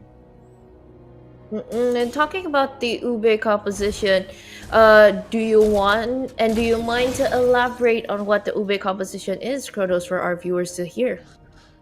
A Ube composition, a united bonding experience. They would like to move together with the healer and also making sure that they will definitely play as a unit every single time a neutral objective is up. Try and juggle out the damage when they try to dive in, just like right now. Peter with that circling eagle, baiting out so much. I thought he was going to pop in the split, but guess Dominic understands better than anyone what an Ube can do and how much he can sustain, because right now they're trying to go in for the tier 1 in the mid lane. Unleashing the beast, Yotun goes into the flash combo, trying to show the damage, but Doom pops in the sprint, making sure he survives.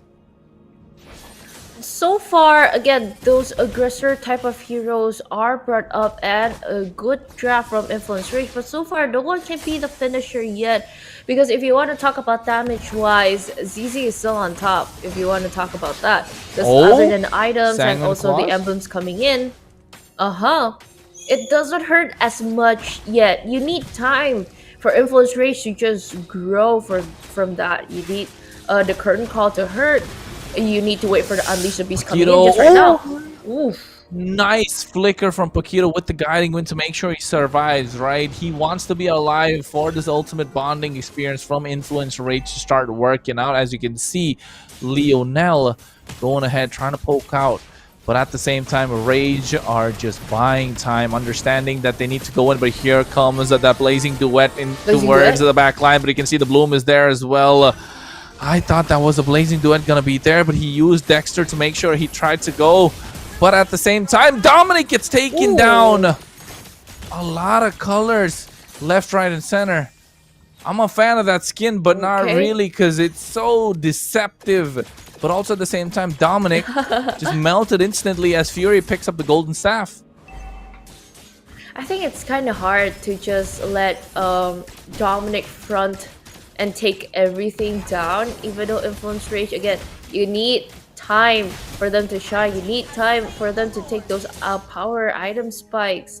And finally getting the Lord's Lane in the early game, I mean like in the 9th minute, going up to the 10th. Influence Rage so far, they are holding on to this moment so well. And wow, I might say even up until now, there is no far split pushing moments. It's just on the cloud letting Fury be, and even Doom joining in on the team fight way earlier than I thought. And since then, it'll just be a very free farm on the minion waves for Fury down at the bottom lane. Yeah, and especially knowing the fact that the Claude likes to play these kind of heroes, right? And these kind of games, right? Where he likes to segue and at the same time get in the macro advantage, trying to clear out the towers one after another. As you can see, the distraction being created, the flicker being banned out from Lionel as well. But meanwhile, on the bot side, Fury with that Blazing Duet will get taken down by the heavy crossbow, thanks to Yotun coming through with Unleashing the Beast. But at the same time, flash combo on towards Lionel, taking down too much damage from Chen and Yotun, and Paquito doing a good job to make sure they stay alive with the heal and with the guiding wind as well. And now taking down all tier 2s. Job well done for the side of Influence Rage. 11 minutes in, they're going to pop the holy shields as well. And now looking to starve out Infinity from the rest of their own jungle. This is a very fast game and very fast pace, dictated by Influence Rage for game number 4.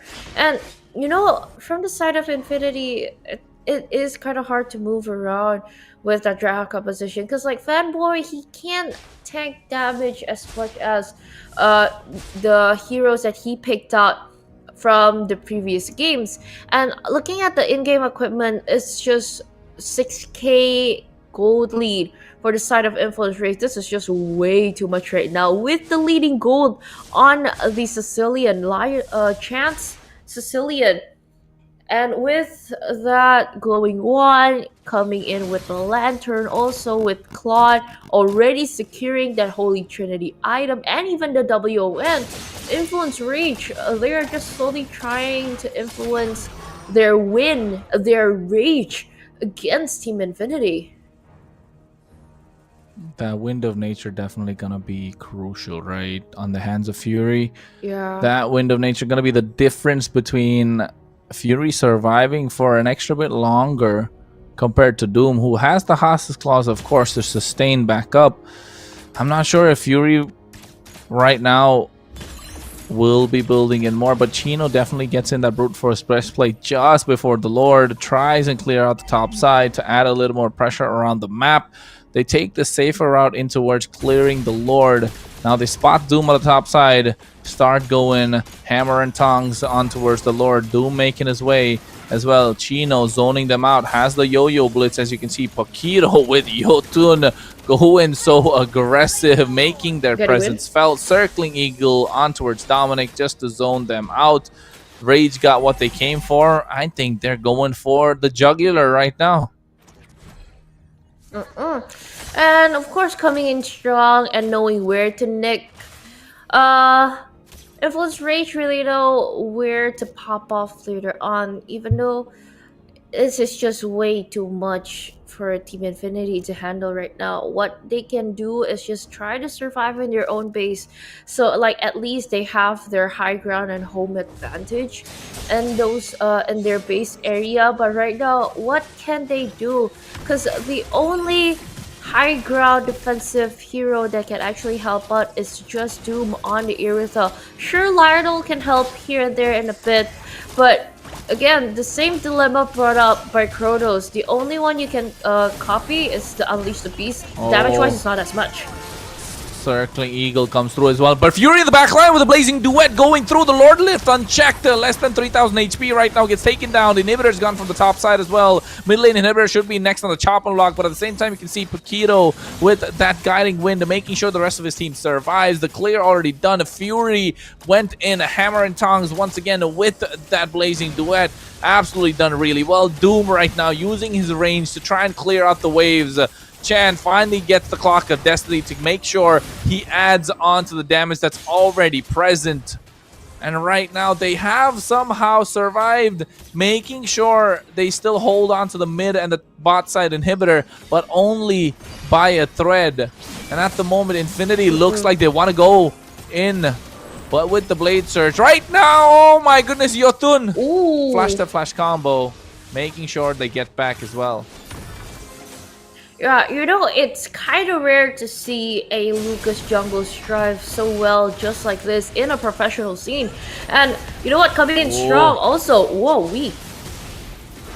Flash step, flash combo, instantly in towards the backline, jumping through with the help of the guiding wind, getting out, making sure it's easy for the rest of the team of Influence Rage to get what they want, which was the inhibitor, and they got that in the mid lane.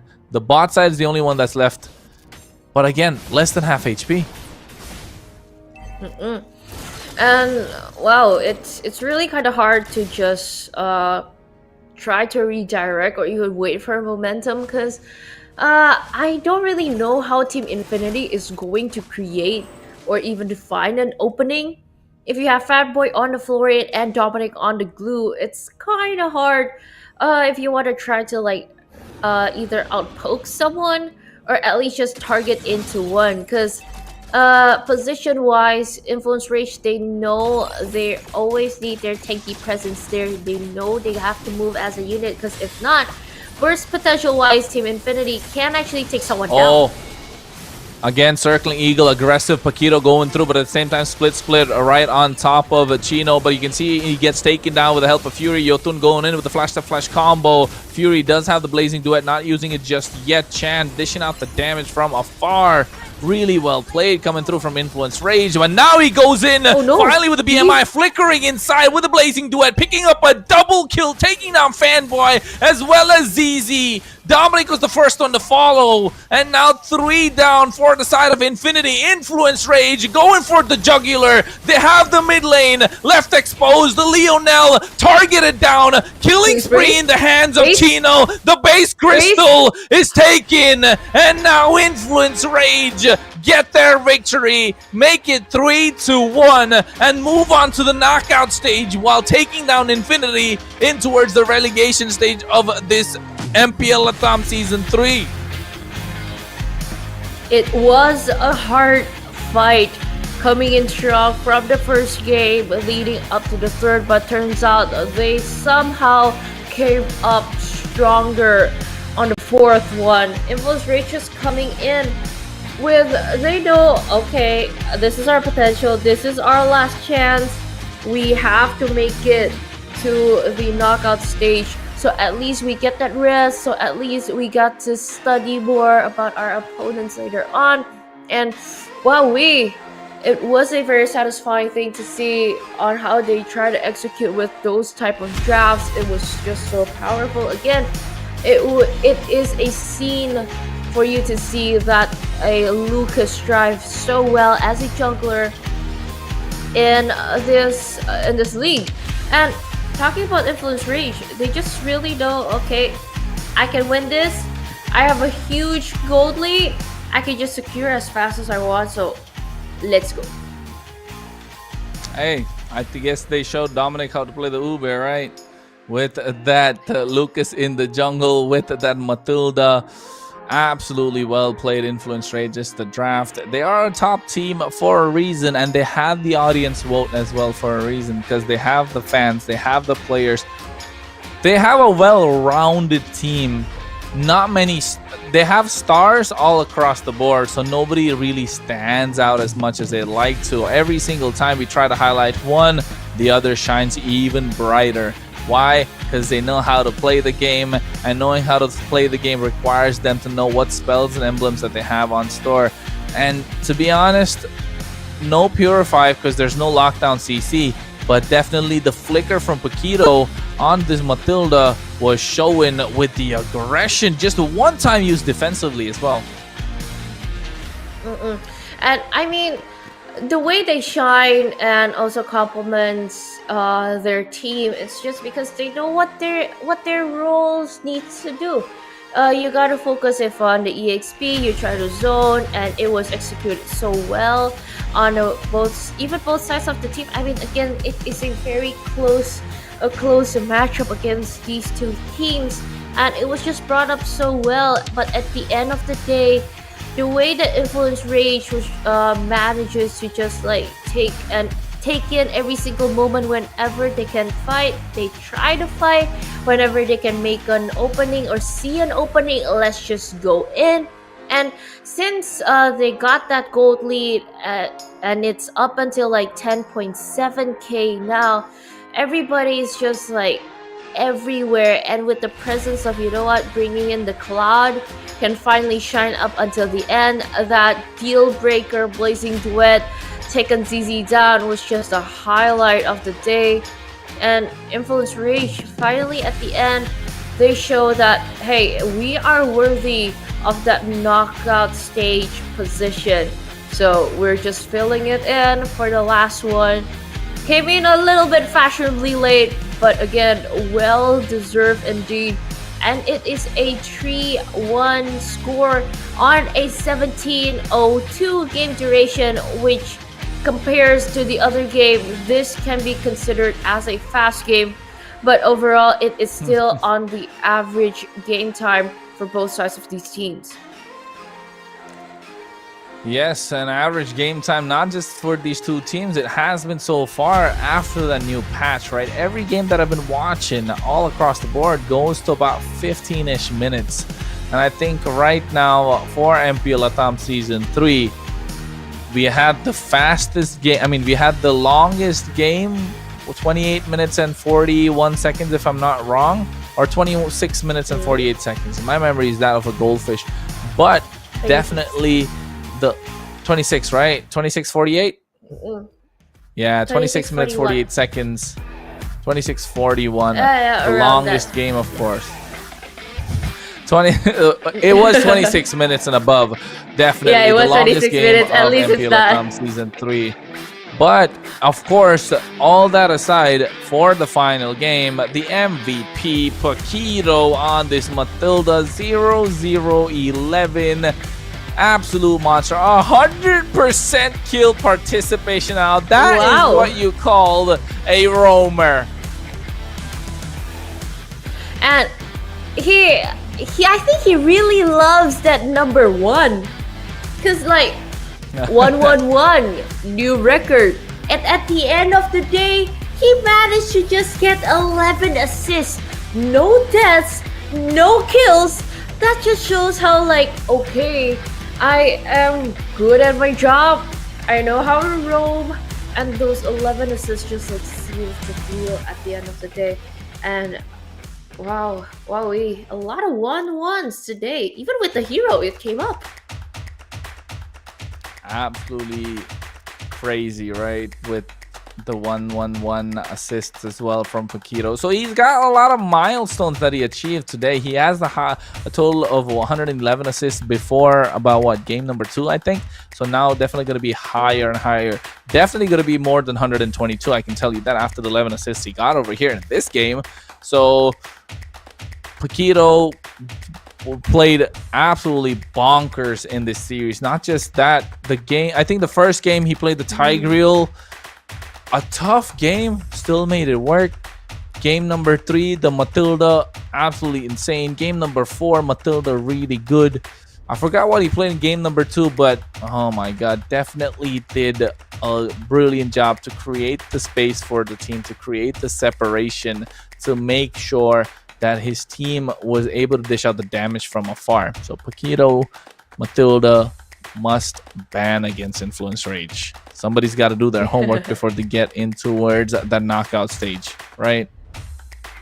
Yeah, they really gotta wait out. They really gotta try to look out on what they can do later on, because after this we have a little holiday and we go into relegation route, and then after relegation finding out who can stay on top, then we go into like knockout stage playoffs, then grand finals, because like it's still going on for a long of time, because like all of our friends can actually wait and anticipate of non-stop MLBB even up until the 31st of May, which is our grand finals. But also the winner of the grand finals gets a ticket to MSC, the direct slot in towards the main stage of the MSC. Let's not forget that. And also the runner-up will get a slot in the wild card, another shot to get into the main stage of the MSC. Of course, you got to duke it out with the other teams that make it there, but definitely looking for those top 2 slots, right? It's gonna be a tough battle to get there. None of the teams are out of the competition just yet, just the relegation phase and just the knockout stage. As you're taking a look on your screen as well, it's going to be there. The 9Z Globant, Influence Rage, of course, are going to be securing themselves the knockout stage. And in the bottom half, you have DreamMax, you have Malvinas Gaming, and of course, right now, Infinity. So that leaves only Alpha 7, which have also Alpha 7 and Entity 7, if I'm not wrong, right? So I'm really got to take a look to see where they are. Wait, do you remember? I just remember that for a relegation route, there's Malvinas Gaming. There is Alpha 7. There's another one I need to see. Same as you. Because, you know what? It's DreamMax? a Swiss stage bracket. I think DreamMax? so. Again, gotta see. Again, really gotta see. Really gotta see. 4?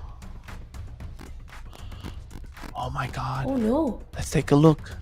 Oh, let's take a look. Okay, first one, We have relegation route. You gotta go to Malvinas Gaming, DreamMax, Alpha 7, and Infinity. Yes, 4 told ya. teams. And in the knockout stage, we got 4 teams against 9Z Globant, Corinthians, NTD7, and of course, the Ragers from Influence Rage. But you know what, Vey?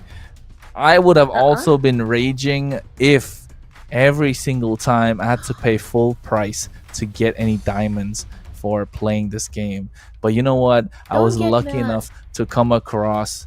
Yeah, I know. But I was lucky enough to come across one of our sponsors, Bonoxes.com. I took a look at their code. It was BNX MPL 3, and I got that discount, 5%. And I felt 5% lighter with all the race that I had. Although it was only 5%, it still helped out. Why? Because it is safe, it is secure, it's also fast purchase, and a lot of players already trust Bonoxes.com to get their recharge for their diamonds. So you got to go ahead, take advantage with the code that's been given, the discount code BNXMPL3, because it's only valid for a limited time. So head over to Bonoxis.com right now to get that discount. Be quick, guys. Because, like, you know what? You don't want to miss out on a discount. And, of course, you don't want to be lonely if you want missing out on that discount. Because the only way, if you're not lonely, you gotta make new friends. Definitely, you can go ahead and go to community gaming because it is the ultimate platform offering esports competitions, professional and also automated payment solutions for a community. So you can join in tournaments with your friends, or actually coming in with and meeting new friends, or you can actually make a community out of it by making a tournament, because community gaming provides that solution. Yeah, then you can just go and visit at their website at communitygaming.io right now, because you know what? What are you guys waiting for? All games are open there, especially Mobile Legends. Hey, not just that, right? Let's say you get into community gaming, you take part in a tournament, you become the MVP of the tournament. When you get to the MVP part, like you saw our previous MVP, Paquito, he looked absolutely great, you know, with that photo, with that pose, just striking down that smile, intimidating, looking dead in the eye. You want to look like that? You want to be MVP in the game? You got to be MVP in your photos as well. And how will you do that? With, of course, the new Techno-Cam 40 series. Capture every victory with its incredible camera and flash snap. The feature that freezes the action in motion with precision and clarity. So you want to be a star, you got to become a star. How do you become a star? You become an MVP while in the game and also out of the game with the help of course, Techno-Cam 40 series. It really helps on to like how you become a content creator on your gaming phone also, and it helps you strive in the esports community. And of course, we like to grow our esports community with pulling in new viewers coming in, because we are at the end of the new code for the skin codes coming in. Finally, okay, it's a combination now. It's OSI80LQSA. I'm gonna try it. So guys, redeem your skins now. You gotta go fast, because you want to beat Kronos out of it, because he can't turn back time. He's going up and online right now, checking in on what he will get, because last time he got, let's see what Magic Dust. And right now, what skin? I want to know. I'm trying. You got to read out the code too as well, you know. Guys, it's OSI80LQFA. Okay. Let's see what I get. Oh! I got 10 tickets. Wow. Even between that sneeze, you got a prize. What's the prize? I think that's summoned your prize. I got 10 tickets. But I can definitely use those tickets to get the spin in the games. So at the moment, you want to make sure you get the discount, take part in tournaments, and also be an MVP in your photos while you're getting the skins by redeeming the code. But on that note, on wanting to play the game, I want to go play some games as well. I want to rank up. It's the beginning of the season. I want to make sure I test out the new patch. I want to play Kalea. I don't know about you, Vey, but I want to go home. But at the same time, this is my chance to say goodbye. So Kronos is going to be out of here, ladies and gentlemen. Alongside me, of course, the lovely Wei. As Wei, you got your final message before you go off.